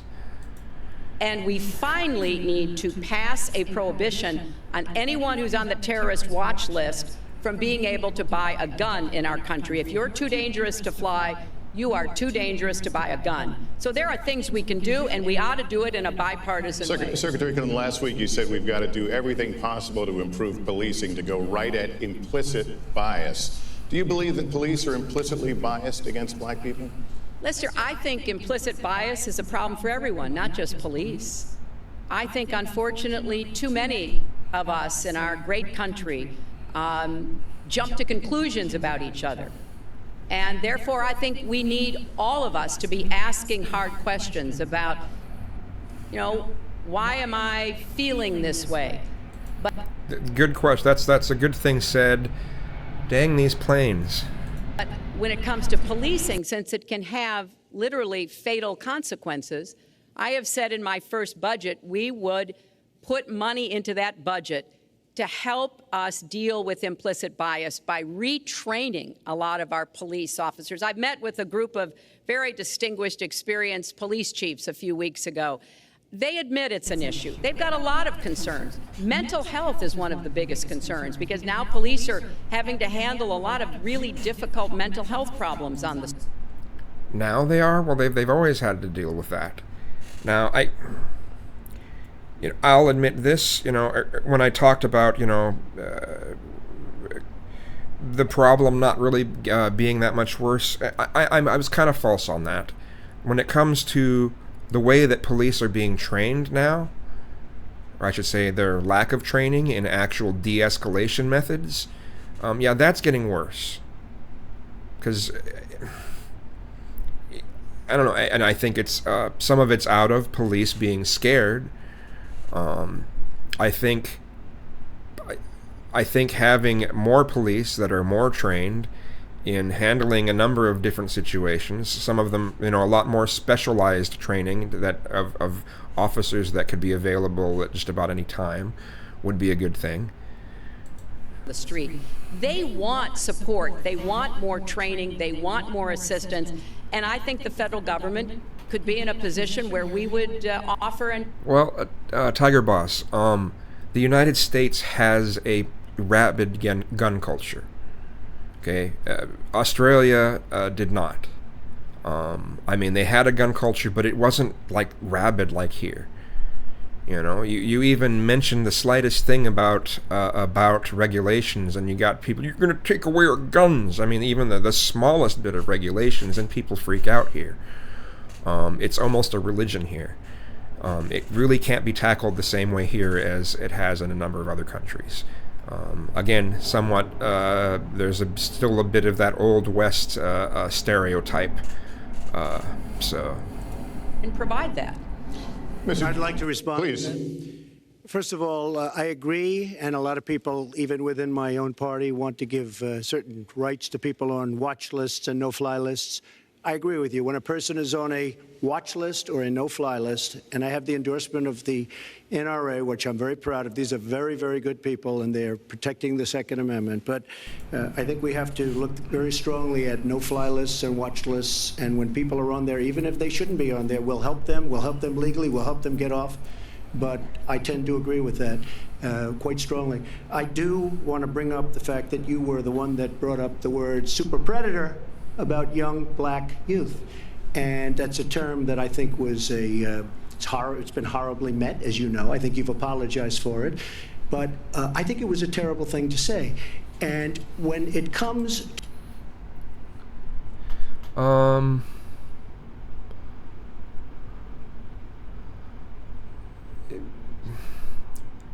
Well, I can't scroll up in this particular chat, but, well, I'm just going to say this. Behave. Behave, you people. Behave in chat, okay? It behooves you to behave. To stop and frisk. You know, you're talking about taking guns away. Well, I'm talking about taking guns away from gangs and people that use them. And I really don't think you disagree with me on this, if you want to know the truth. I think maybe there's a political reason why you can't say it, but I really don't believe. In New York City, stop and frisk, we had 2,200 murders, and stop and frisk brought it down to 500 murders. 500 murders is a lot of murders. Hard to believe. 500 is like supposed to be good. But we went from 2,200 to 500, and it was continued on by Mayor Bloomberg, and it was terminated by current mayor. But stop and frisk had a tremendous impact on the safety of New York City, tremendous beyond belief. So when you say it has no impact, it really did. It had a very, very big impact. Well, it's also fair to say, if we're going to talk about mayors, that under the current mayor, crime has continued to drop, including murders. So there You're is. wrong. You're wrong. No, I'm not. Murders are up. All right, you New check. York has You check done it. an excellent job, and I give credit. I give credit across the board, going back to mayors, to police chiefs, because it has worked, and other communities need to come together to do what will work as well. Look, one murder is too many, but it is important that we learn about what has been effective and not go to things that sound good that really did not have the kind of impact that we would want. Who disagrees with keeping neighborhoods safe? But let's also add, no one should disagree about respecting the rights of young men who live in those neighborhoods. And so we need to do a better job of working again with the communities, faith communities, business communities, as well as the police, to try to deal with this problem. This conversation is about race, and so, Mr. Trump, I have to ask you. Something I've got to say is I was impressed with Trump, fully admitting, yes, I agree with that. I fully agree with that, and his ability to not just to be on this battlefront the whole time. He's gotten a little nasty a couple times. Hillary got a little nasty, but it'll. Oh, you're so nasty. But it'll. I hope the debate continues in this realm, and although if it doesn't, then it'll be more like let's sit back and get some popcorn. I'd like to For just 5 respond, if I might. Please, 20 I'd seconds. just like to respond. Please respond, then I've got to I follow will. up. Look, the African American community has been let down by our politicians. They talk good around election time, like right now, and after the election, they said, "See you later. I'll see you in 4 years." The African American community, look, the community within the inner cities has been so badly treated. They've been abused and used in order to get votes by Democrat politicians, because that's what it is. They've controlled these communities for up to 100 years. Mr. Trump, let me. Well, Unbroken. I do- And I will tell you. Wait. You look, look, Back the one more. community within the inner cities has been so. Let's go back a They little more. said, "See you later. I'll see you in 4 years." The African American community, look, the community within the inner cities has been so badly treated. They've been abused and used in order to get votes by Democrat politicians, because that's what it is. They've controlled these communities for up to 100 years. Mr. Trump, What does he mean they've controlled the communities? I thought, well, maybe I didn't get the context, so I rewind a little bit, and it still doesn't. I still don't know what he means by that. Well, Unbroken. And I will tell you, you look at the inner cities, and I just left Detroit, and I just left Philadelphia, and you've seen me. I've been all over the place. You decided to stay home, and that's okay. But I will tell you, I've been all over, and I've met some of the greatest people I'll ever meet within these communities, and they are very, very upset with what their politicians have told them and what their politicians have done. Mr. Trump, I think Donald. But when have Republicans ever done anything for the minority communities? Well, just criticized me for preparing for this debate. And yes, I did. And you know what else I prepared for? I prepared to be president. And I think that's a good thing. Mr. Trump,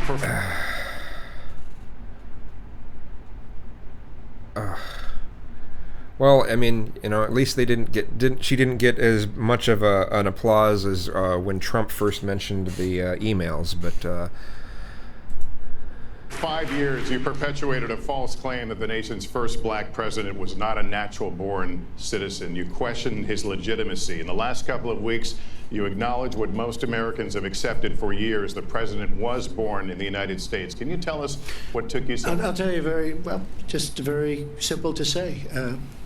Sidney Blumenthal works for the campaign and very close friend of Secretary Clinton. And her campaign manager, Patty Doyle, went to, during the campaign, her campaign against President Obama, fought very hard. And you can go look it up and you can check it out. And if you look at CNN this past week, Patty Solis Doyle was on Wolf Blitzer saying that this happened. Blumenthal sent McClatchy, highly respected reporter at McClatchy, to Kenya to find out about it. They were pressing it very hard. She failed to get the birth certificate. When I got involved, I didn't fail. I got him to give the birth certificate. So I'm satisfied with it, and I'll tell you why I'm satisfied with it. That was in because I want to 2011. get on to defeating ISIS, because I want to get on to creating jobs, because I want to get on to having a strong border, because I want to get on to things that are very important to me and that are very important to the country. I'll let you respond. It's important, but I just want to get the answer here. The birth certificate was produced in 2011. You continued to tell the story and question the president's legitimacy in 2012, 13, 14, 15, Yeah. as recently as January. So the question is, what changed your mind? Well, nobody was pressing it. Nobody was caring much about it. I figured you'd ask the question tonight, of course, but nobody was caring much about it. But I was the one that got him to produce the birth certificate, and I think I did a good job. Secretary Clinton also fought it. I mean, now everybody in mainstream is going to say, oh, that's not true. Look, it's true. Sidney Blumenthal sent a reporter. You just have to take a look at CNN last week, the interview with your former campaign manager, and she was involved. But just like she can't bring back I want to jobs, forward this. she can't produce. I don't I'm care sorry, I'm about just the gonna follow. I damn will let you respond to that birth because there's a certificate lot there, shit. but we're talking about racial healing in this segment. What do you say to Americans? Well, it was very, I say people of nothing. color I say nothing because I was able to get him to produce it. He should have produced it a long time before. I say nothing. But let me just tell you, Huh? When he's talking about racial healing, I produced it. He produced it. Okay. when you talk about healing, I think that I've developed very, very good relationships over the last little while with the African American community. I think you can see that. And I've 1-800-STOMP. At that time, the Republicans and Democrats were almost kind of swapped around. They kind of traded places later on. So you can't bring that up as a valid argument. Sorry. When people talk about what have Republicans done for minorities, let's say since the 1930s. What have Republicans done for minorities since the 1930s? Go ahead. feel that they really wanted me to come to that conclusion, and I think I did a great job and a great service, not only for the country, but even for the president, in getting him to produce his birth certificate. Secretary Clinton. Well, just listen to what you heard. And clearly, as Donald just admitted, he knew he was going to stand on this debate stage and Lester Holt was going to be asking us questions. So he tried to put the whole racist birther lie to bed. But it can't be dismissed that easily. He has really started his political activity based on this racist lie that our first black president was not an American citizen. There was I'm going to agree with her on that. I am. I think the whole birther thing was fucking ridiculous.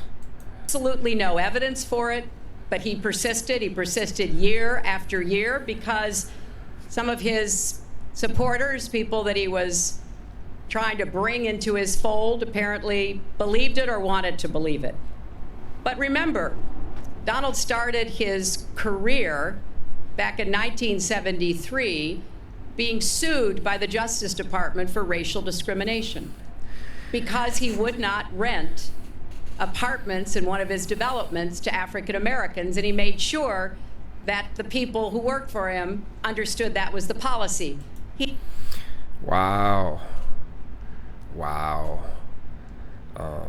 Yeah, I'm wondering how he's going to deflect this. He actually was sued twice by the Justice Department.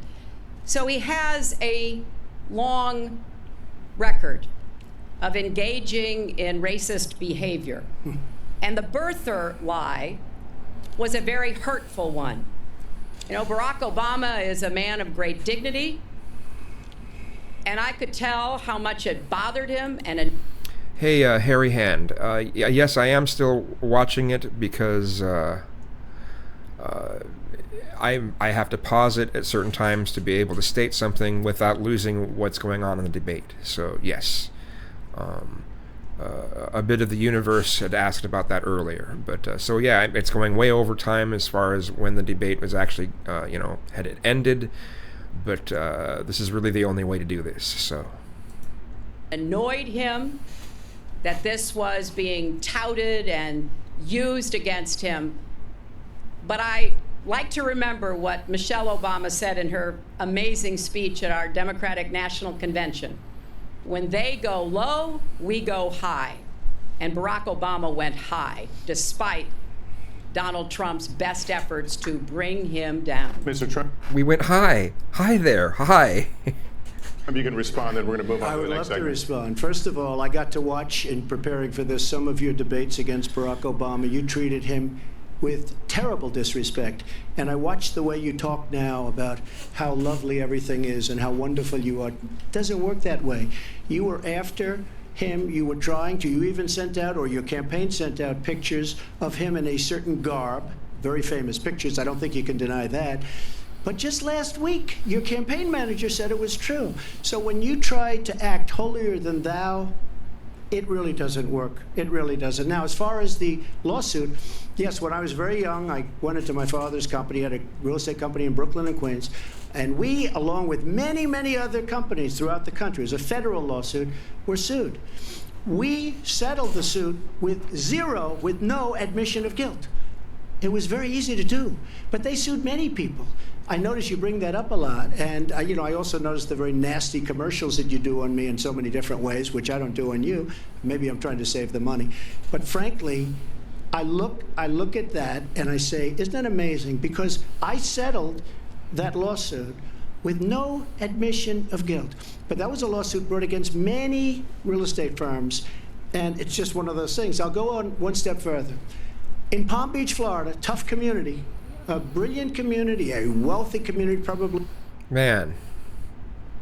And he's using the same kind of rationality that anyone who could blatantly discriminate against someone for their race could use. They could just, and it's the same kind of excuse. Kind of sad. I was hoping he might have had something a little more significant than that, but the wealthiest community there is in the world. I opened a club and really got great credit for it. No discrimination against African Americans, against Muslims, against anybody. And it's a tremendously successful club, and I'm so glad I did it. And I have been given great credit for what I did, and I'm very, very proud of it. And that's the way I feel. That is the true way I feel. Our next segment is called Securing America. We want to start with a 21st century war happening every day in this country. Our institutions are under cyber attack, and our secrets are being stolen. So my question is, who's behind it, and how do we fight it? Secretary Clinton, this answer goes to you. Well, I think cybersecurity, cyber warfare will be one of the biggest challenges facing the next president, because clearly we're facing at this point two different kinds of adversaries. There are the independent hacking groups that do it mostly for commercial reasons, to try to steal information that they then can use to make money.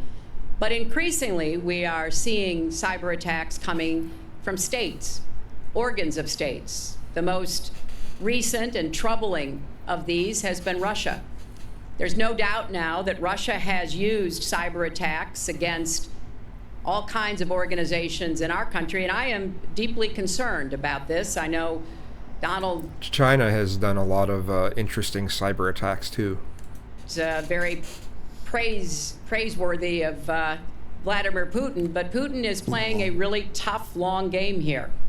And one of the things he's done is to let loose cyber attackers to hack into government files, to hack into personal files, hack into the Democratic National Committee. Hack into your private email server.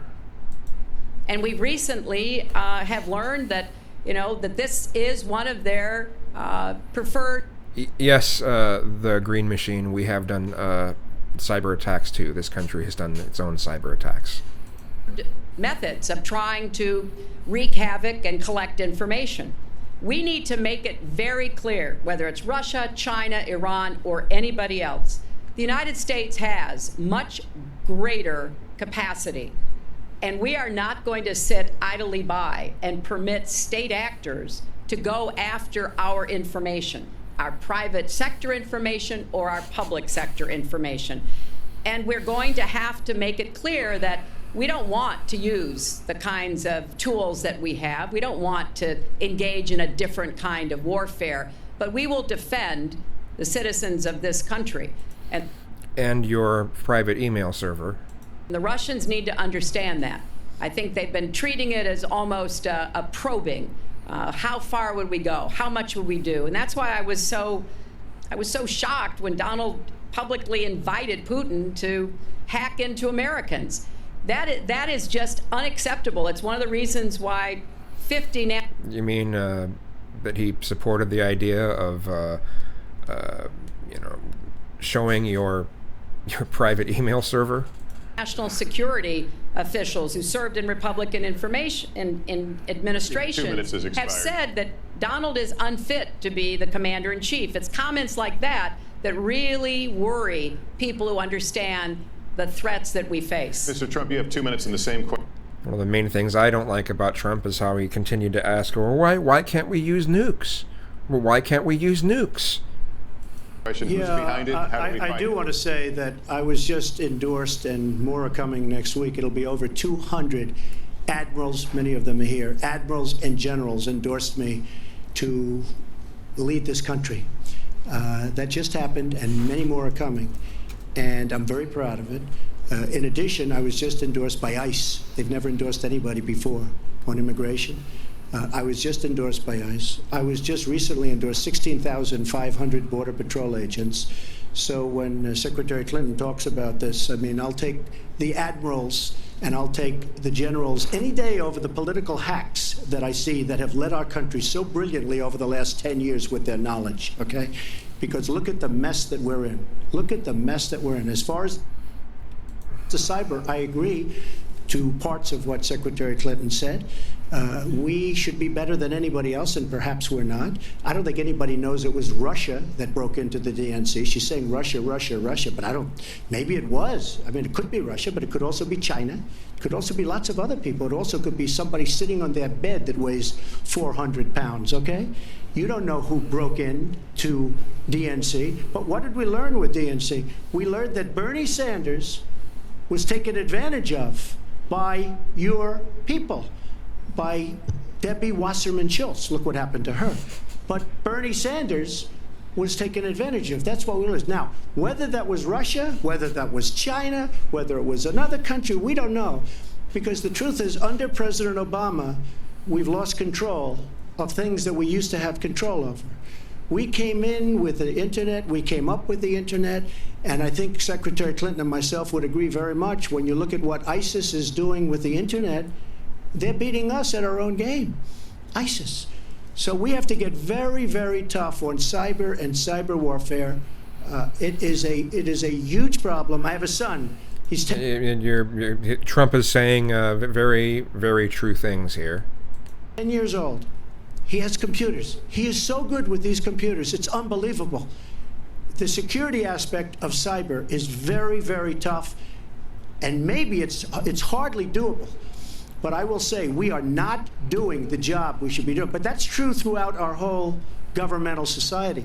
We have so many things that we have to do better, Lester, and certainly cyber is one of them. Secretary Clinton. Well, I think there are a number of issues that we should be addressing. I have put forth a plan to defeat ISIS. It does involve going after them online. I think we need to do much more with our tech companies to prevent ISIS and their operatives from being able to use the internet to radicalize, even direct people in our country, in Europe, and elsewhere. But we also have to. But how is that going to be done without possibly infringing on our ability to say what we want on the internet? Intensify our air strikes against ISIS and eventually support our Arab and Kurdish partners to be able to actually take out ISIS in Raqqa and their claim of being a caliphate. We're making progress. Our military is assisting in Iraq, and we're hoping that within the year we'll be able to push ISIS out of Iraq and then, really squeeze them in Syria. But we have to be cognizant of the fact that they've had foreign fighters coming to volunteer for them, foreign money, foreign weapons. So we have to make this the top priority, and I would also do everything possible to take out their leadership. I was involved in a number of efforts to take out al-Qaeda leadership when I was Secretary of State, including, of course, taking out bin Laden, and I think we need to go after Baghdadi as well, make that one of our organizing principles, because we've got to defeat ISIS, and we've got to do everything we can to disrupt their propaganda efforts online. You mentioned ISIS, and we think of ISIS certainly as over there, but there are American citizens who have been inspired to commit acts of terror on American soil. The latest incident, of course, the bombings we just saw in New York and New Jersey, the knife attack at a mall in Minnesota, and the last year, deadly attacks in San Bernardino and Orlando. I'll ask this to both of you. Tell us specifically how you would prevent homegrown attacks by American citizens, Mr. Trump. Well, first I have to say one thing, very important. Secretary Clinton is talking about taking out ISIS. We will take out ISIS. Well, President Obama and Secretary Clinton created a vacuum the way they got out of Iraq, because they got out wrong. They shouldn't have been in, but once they got in, the way they got out was a disaster, and ISIS was formed. So she talks about taking them out. She's been doing it a long time. She's been trying to take them out for a long time. But they wouldn't have even been formed if they left some troops behind, like 10,000 or maybe something more than that.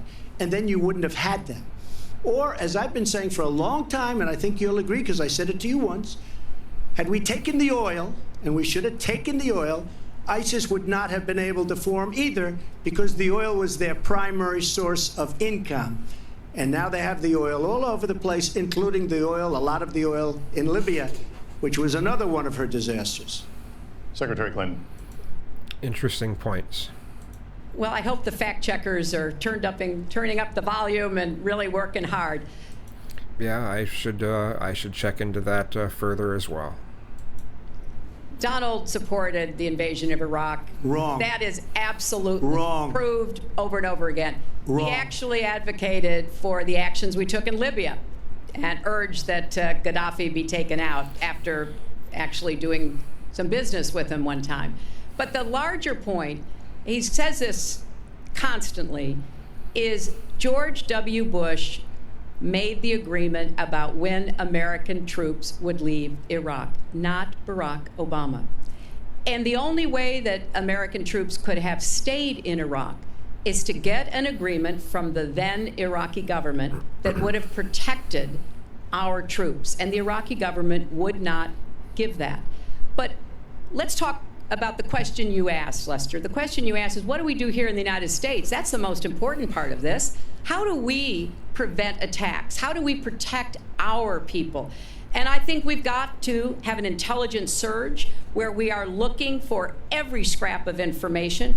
I was so proud of law enforcement in New York, in Minnesota, in New Jersey. You know, they responded so quickly, so professionally to the attacks that occurred by Rahami, and they brought him down. And one of the things, though, is that when it comes to attacks from, within this country, all of the intelligence in the world is still not going to get a large percentage of these. People can use alternate methods of contacting each other. And so it seems like the only option to do some of what Hillary's talking about here would be more spying on our citizens. Trump has this idea that we as individuals should spy on our neighbors, and Hillary has the idea that the government should spy on the citizens. It's kind of shit on one side and diarrhea on the other. We may find out more information because he is still alive, which may prove to be an intelligence benefit. So we've got to do everything we can to vacuum up intelligence from Europe, from the Middle East. That means we've got to work more closely with our allies. And that's something that Donald has been very dismissive of. We're working with NATO, the longest military alliance in the history of the world, to really turn our attention to terrorism. We're working with our friends in the Middle East, many of which, as you know, are Muslim majority nations.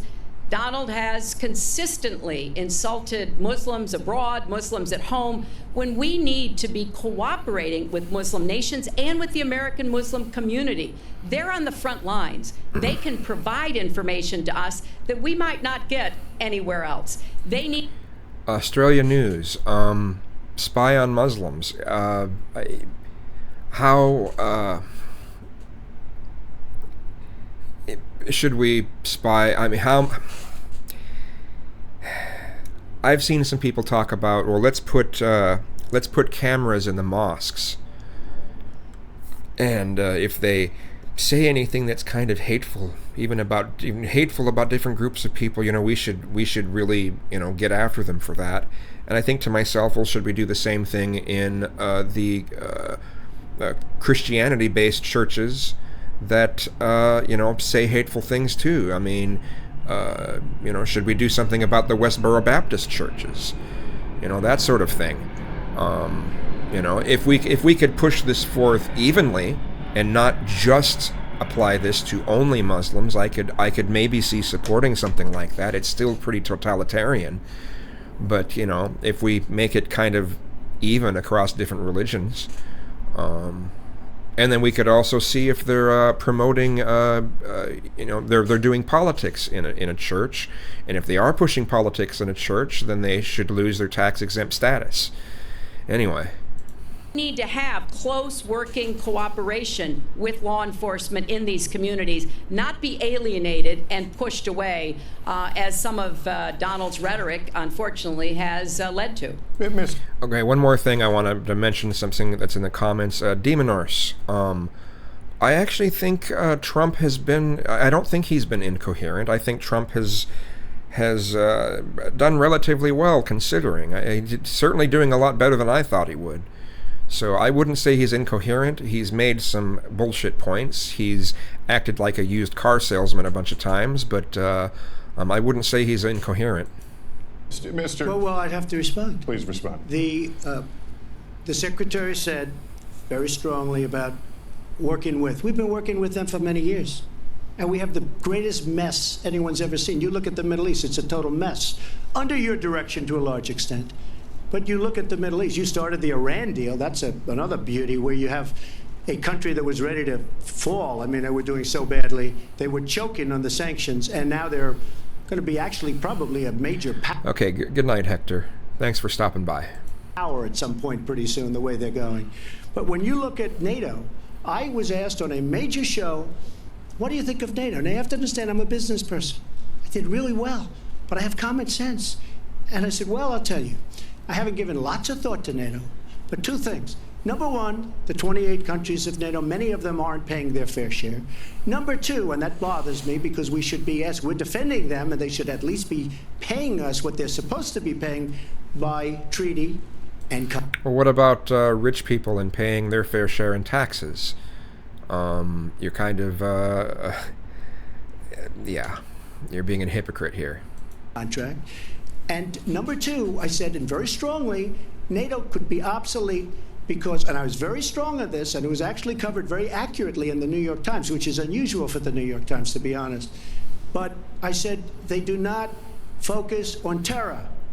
And I was very strong, and I said it numerous times. And about 4 months ago, I read on the front page of the Wall Street Journal that NATO is opening up a major terror division. And I think that's great. And I think we should get, because we pay approximately 73% of the cost of NATO. It's a lot of money to protect other people. But I'm all for NATO. But I said they have to focus on terror also. And they're going to do that. And that was, believe me, I'm sure I'm not going to get credit for it, but that was largely because of what I was saying and my criticism of NATO. I think we have to get NATO to go into the Middle East with us in addition to surrounding nations, and we have to knock the hell out of ISIS, and we have to do it fast. When ISIS formed in this vacuum created by Barack Obama and Secretary Clinton, and believe me, you were the ones that took out the troops. Not only that, you named the day. They couldn't believe it. They sat back probably and said, I can't believe it. They said, no, wait a minute. We've covered when this ground. when they formed, this is something that never should have happened. It should have never happened. Now, you're talking about taking out ISIS, but you were there and you were Secretary of State when it was a little infant. Now it's in over 30 countries. And you're going to stop them? I don't think so. Mr. Trump, with a lot of these judgment questions, you had supported. I got to give him credit there. I do. I got to give him credit there. The war in Iraq before the invasion. What makes your I judgment? did not support the war in Iraq. 2002. That is a mainstream media nonsense put out by her because she, frankly, I think the best person in her campaign is mainstream media. My question is, since you would you like to supported it, hear? why is your- I was why is your against the war. judgment- Wait a minute. I was I was against the war before I was for the war, or something like that. No. against the war in Iraq, just so you put it out. The record shows And otherwise. The record but why does not show Why that. is your The judgment record any? shows that I'm right. When I did an interview with Howard Stern, very lightly, first time anyone's asked me that, I said, very lightly, I don't know, maybe, who knows, essentially. I then did an interview with Neil Cavuto. We talked about the economy is more important. I then spoke to Sean Hannity, which everybody refuses to call Sean Hannity. I had numerous conversations with Sean Hannity at Fox, and Sean Hannity said, and he called me the other day, and I spoke to him about it.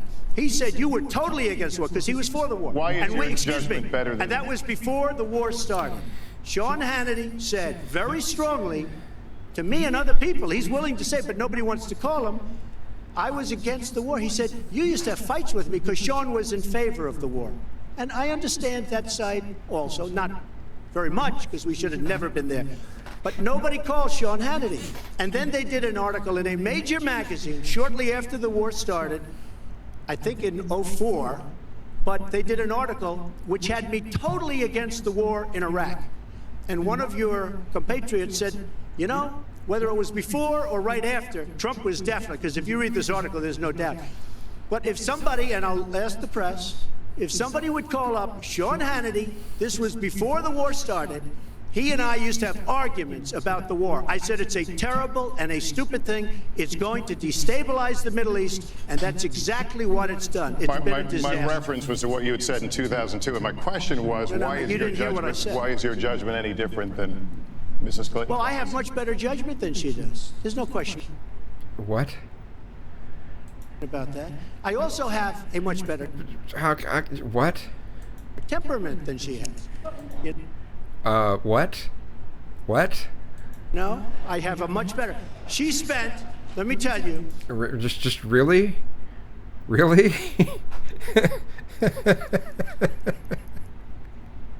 she spent hundreds of millions of dollars on an advertising. You know, they get Madison Avenue into a room, they put names. Oh, temperament, let's go after. I think my strongest asset, maybe by far, is my temperament. I have a Well, yeah, when you're calm, you lie more. winning temperament. I know how to win. She does not have Secretary Clinton. wait. No, he knows how to lie. And he knows how to avoid having to pay any taxes. The AFL-CIO the other day, behind the blue screen, I don't know who you were talking to, Secretary Clinton, but you were totally out of control. I said, She's getting a kick out of this. there's a person with a temperament that's got a problem. Secretary Clinton. Okay. Let's talk about two important issues that were briefly mentioned by Donald. First, NATO. You know, NATO as a military alliance has something called Article 5, and basically it says this: an attack on one is an attack on all. And do you know the only time it's ever been invoked? After 9/11, when the 28 nations of NATO said that they would go to Afghanistan with us to fight terrorism, something that they still are doing by our side. With respect to Iran, when I became Secretary of State, Iran was weeks away from having enough nuclear material to form a bomb. They had mastered the nuclear fuel cycle under the Bush administration. They had built covert facilities. They had stocked them with centrifuges that were whirling away. And we had sanctioned them. I voted for every sanction against Iran when I was in the Senate, but it wasn't enough. So I spent a year and a half putting together a coalition that included Russia and China to impose the toughest sanctions on Iran. And we did drive them to the negotiating table. And my successor, John Kerry, and President Obama got a deal that put a lid on Iran's nuclear program without firing a single shot. That's diplomacy. That's coalition building. That's working with other nations. The other day, I saw Donald saying that there were some Iranian sailors on a ship in the waters off of Iran, and they were taunting American sailors who were on a nearby ship. He said, you know, if they taunted our sailors, I'd blow them out of the water and start another war. That's not good judgment. That is not the right temperament to be commander-in-chief, to be taunted. And the worst part of what we've heard Donald say has been about nuclear weapons. He has said repeatedly that he didn't care if other nations got nuclear weapons, Japan, South Korea, even Saudi Arabia. It has been the policy of the United States, Democrats and Republicans, to do everything we could to reduce the proliferation of nuclear weapons. He even said, well, you know, if there were nuclear war in the East Asia, well, you know, that's fine. You know, have a good time, folks. And in fact, his That's life? Are you serious? Did he really just say that? Did he say that's life? Hold on a second here. About nuclear weapons. East Asia, well, you know, that's fine. You know, have a good time, folks. And in fact, really? his cavalier attitude about nuclear weapons is so deeply troubling. That is the #1 threat we face in the world, and it becomes particularly threatening if terrorists ever get their hands on any nuclear material. So a man who can be provoked by a tweet should not have his fingers anywhere near the nuclear codes, as far as I think anyone with any sense about this should be concerned. That line's getting a little bit old, I must say. Listen, It's a good one, though. I would like well to, describes the problem. It's not an accurate one at all. It's not an accurate one. So I just want to give a lot of things and just to respond. I agree with her on one thing. The single greatest problem the world has is nuclear armament, nuclear weapons. Not global warming like you think and your president thinks. Nuclear is the single greatest threat. Just to go down the list, we defend Japan, we defend Germany, we defend South Korea, we defend Saudi Arabia, we defend countries. They do not pay us what they should be paying us because we are providing tremendous service and we're losing a fortune. That's why we're losing. We lose on everything. I say, who makes these? We lose on everything. Well, I said that it's very possible that if they don't pay a fair share, because this isn't 40 years ago where we could do what we're doing. We can't defend Japan, a behemoth selling us cars by the million. We need to move on. Wait, but it's very important. All I said was they may have to defend themselves or they have to help us out. We're a country that owes $20 trillion. They have to help us out. As far as the nuclear is concerned, I agree. It is the single greatest threat that this country has. Which leads to my next question as we enter our last segment. Doesn't that just clash with his reaction when she was actually talking, though? Inconsistency. Here still on the subject of securing America on nuclear weapons, President Obama reportedly considered changing the nation's longstanding policy on first use. Do you support the current policy? Mr. Trump, you have 2 minutes on that. Well, I have to say that, for what Secretary Clinton was saying about nuclear with Russia, she's very cavalier in the way she talks about various countries. But Russia's been expanding. They have a much newer capability than we do. We have not been updating from the new standpoint. I'll get to the question. Look, the other night I was seeing B-52s. They're old enough that your father, your grandfather could be flying them. We are not keeping up with other countries. I would like everybody to end it, just get rid of it, but I would certainly not do first strike. I think that once the nuclear alternative happens, it's over. At the same time, we have to be prepared. I can't take anything off the table because you look at some of these countries, you look at North Korea, we're doing nothing there. China should solve that problem for us. China should go into North Korea. China is totally powerful as it relates to North Korea. And by the way, another one powerful is the worst deal I think I've ever seen negotiated that you started is the Iran deal. Iran is one of their biggest trading partners. Iran has power. Can I somehow save this stream? What do you mean? What's wrong with the stream? Over North Korea. And when they made that horrible deal with Iran, they should have included the fact that they do something with respect to North Korea. And they should have done something with respect to Yemen and all these other places. And when asked to Secretary Kerry, why didn't you do that? Why didn't you add other things into the deal? One of the great giveaways of all time, including $400 million in cash. Nobody's ever seen that before. That turned out to be wrong. It was actually $1.7 billion in cash. Obviously, I guess, for the hostages, it certainly looks that way. So you say to yourself, why didn't they make the right deal? This is one of the worst deals ever made by any country in history. The deal with Iran will lead to nuclear problems. All they have to do is sit back 10 years, and they don't have to do much, and they're going to end up getting nuclear. I met with Bibi Netanyahu the other day. Believe me, he is not a happy Believe me.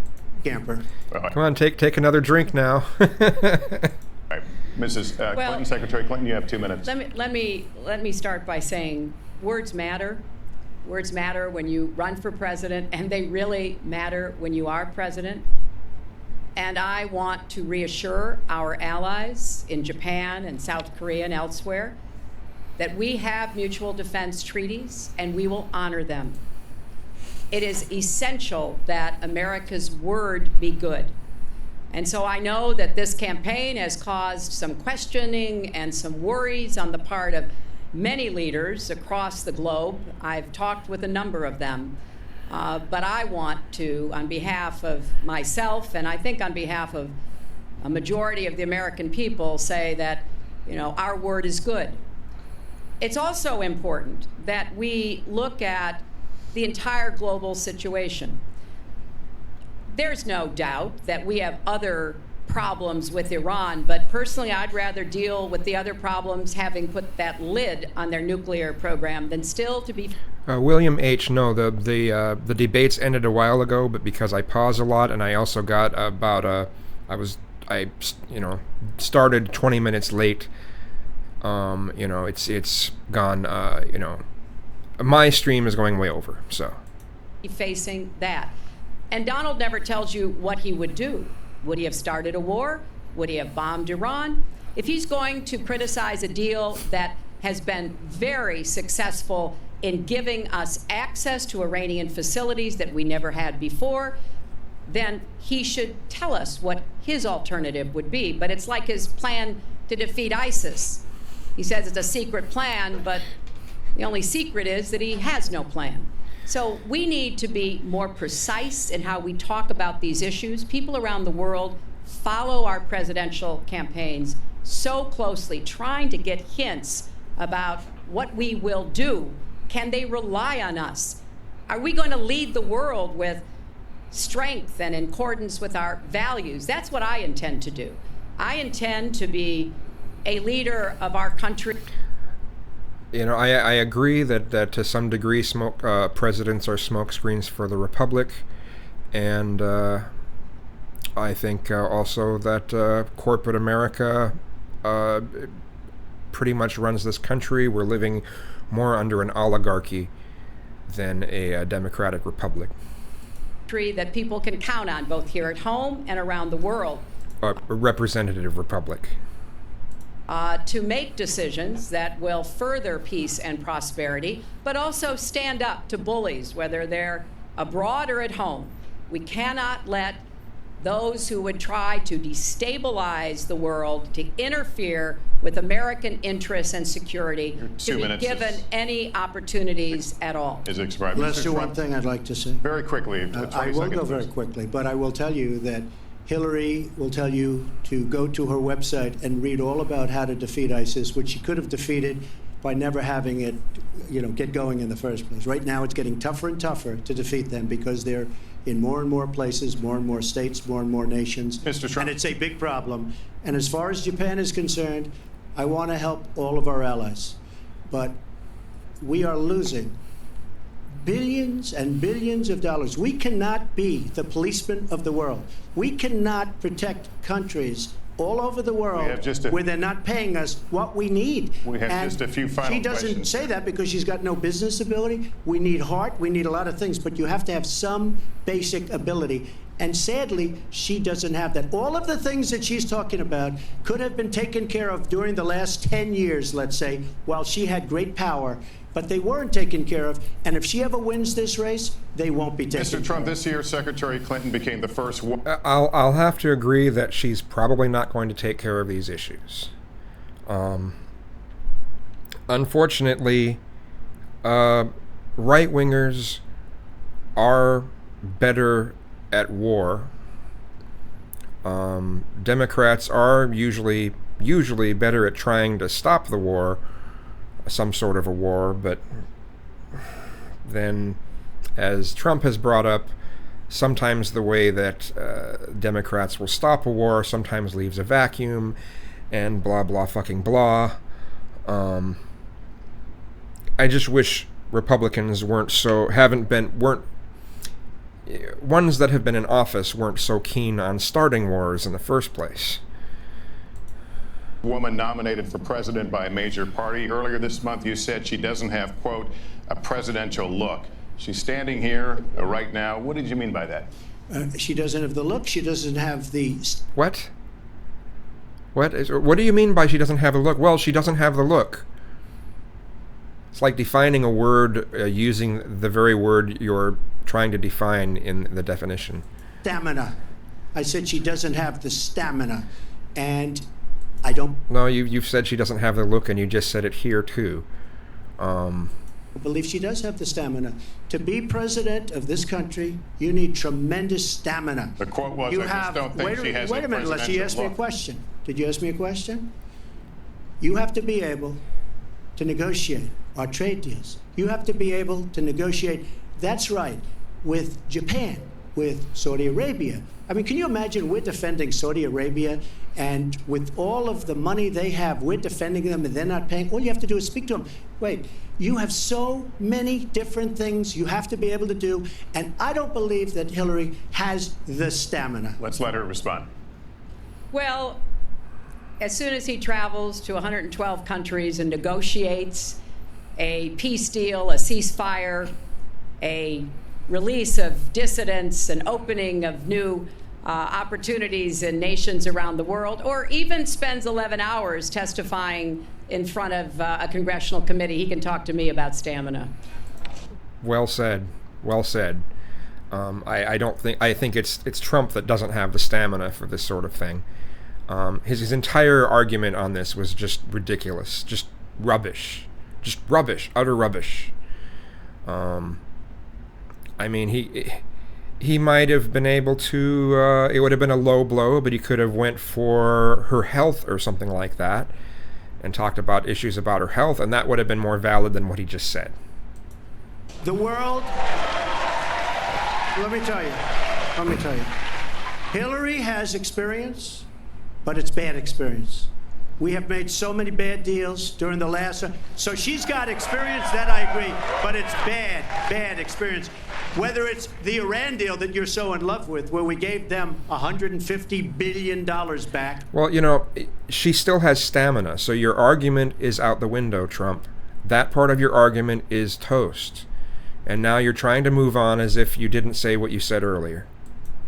Whether it's the Iran deal, whether it's anything you can name, you almost can't name a good deal. I agree. She's got experience, but it's bad experience. And this country can't afford to have another 4 years. Oh, I agree with you, Tiger Boss. I agree with you. I'm just saying, if he would have went for her health, it would have been more. I'm saying it's not a valid thing, but it would have been at least more valid than the argument that he gave. The argument he gave was just BS. Didn't make any sense. And now he's trying to deny that he even made that argument by moving on to something else. This tends to be the way that he goes about things. And he changes his story, and he tells different people different things depending on what group he's talking to. And, Hillary does change her views based off of polls, but at least it's based off of polls and not just based off of, oh, well, look, let me suck up to the group of people that I'm talking to right now. So. Years of that kind of experience. We are at the final question. One thing, Very Lester, quickly, is, we're at the you final know, question he now. tried to switch from looks to stamina. But this is a man who has called women pigs, slobs, and dogs. And someone who has said pregnancy is an inconvenience to employers, who has never said said that. women don't deserve equal pay unless they do as good a job as Didn't say men. And one of the worst things he said was about a woman in a beauty contest. He loves beauty contests, supporting them and hanging around them. And he called this woman Miss Piggy. Then he called her Miss Housekeeping because she was Latina. Donald, she has a name. Where did you find her this? name Where is did you find Alicia this? Machado. Where did you find and it? she has become a U.S. citizen, and you can bet Oh, really? she's going to vote this November. Okay, good. Let me just tell you. Mr. Trump, me could just you tell take you. 10 seconds and then You we're know- Let me go over time and tell you how that's not what I said. Even though you can get quotes, but that's not what I said, and that's not what I meant because, and then there'll be some long, another used car salesman type of thing, like when someone, finds something wrong with the car, this used car that they're selling, and they'll just kind of go around this, anyway. the final question. Hillary is hitting me with tremendous commercials. Some of it said in entertainment. Some of it said somebody who's been very vicious to me, Rosie O'Donnell. I said very tough things to her, and I think everybody would agree that she deserves it, and nobody feels sorry for her. But you want to know the truth? I was going to say something Please, very quick. extremely rough to Hillary, to her family, and I said to myself, I can't do it. I just can't do it. Wait, so now man, look at him get out of wow. Inappropriate.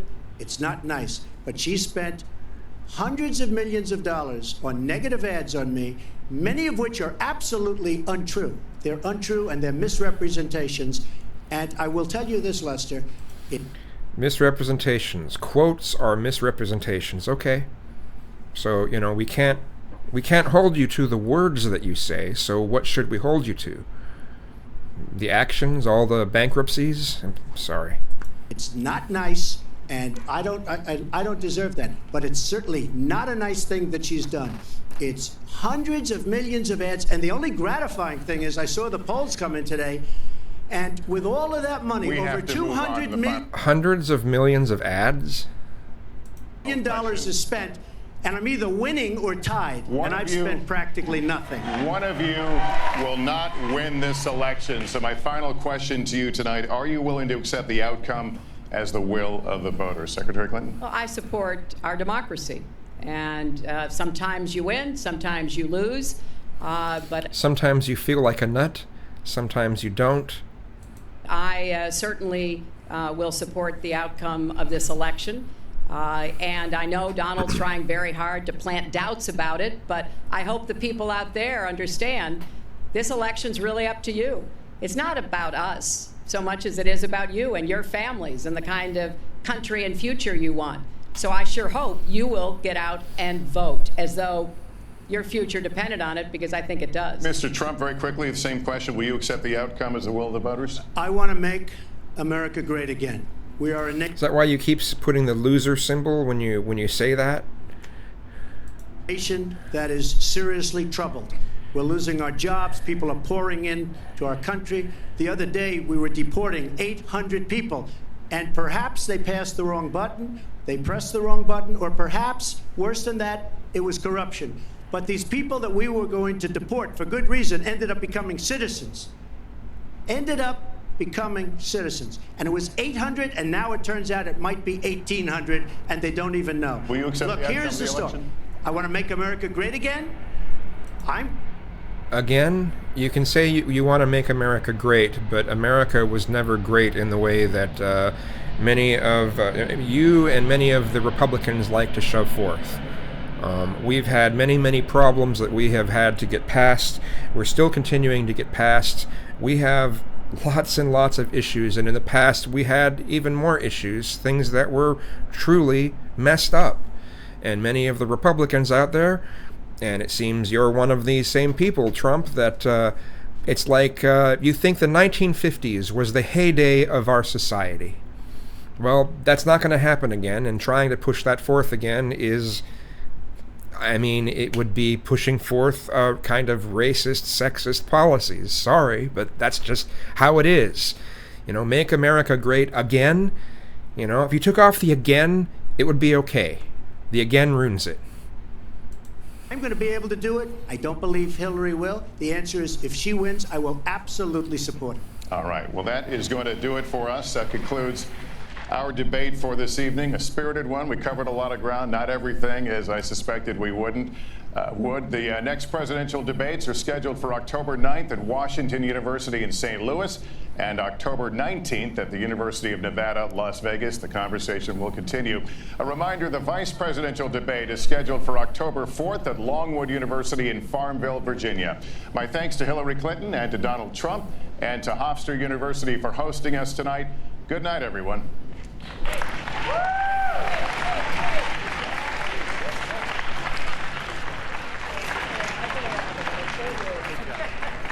Thanks, Lester. Very much. All right. Oh. There we go. At least it wasn't like when Bush tried to go through this door and it was locked. Ooh. But anyway, here, let me fix some of this up here. More planes. It's as plain as day. Okay. Well, I guess that concludes this. I would say that Hillary was probably the winner to this. Trump made a few good points. Hillary made a number of good points. Trump surprised me in this. I thought he was going to just be flying off the handle, but he did all right compared to what I thought. I mean, he's usually so unprofessional in the way that he goes about things, and so very, very unpresidential in the way that he talks about things. But in this, it wasn't bad. So I look forward to the next debate. I want to thank everyone I want to thank all the people watching.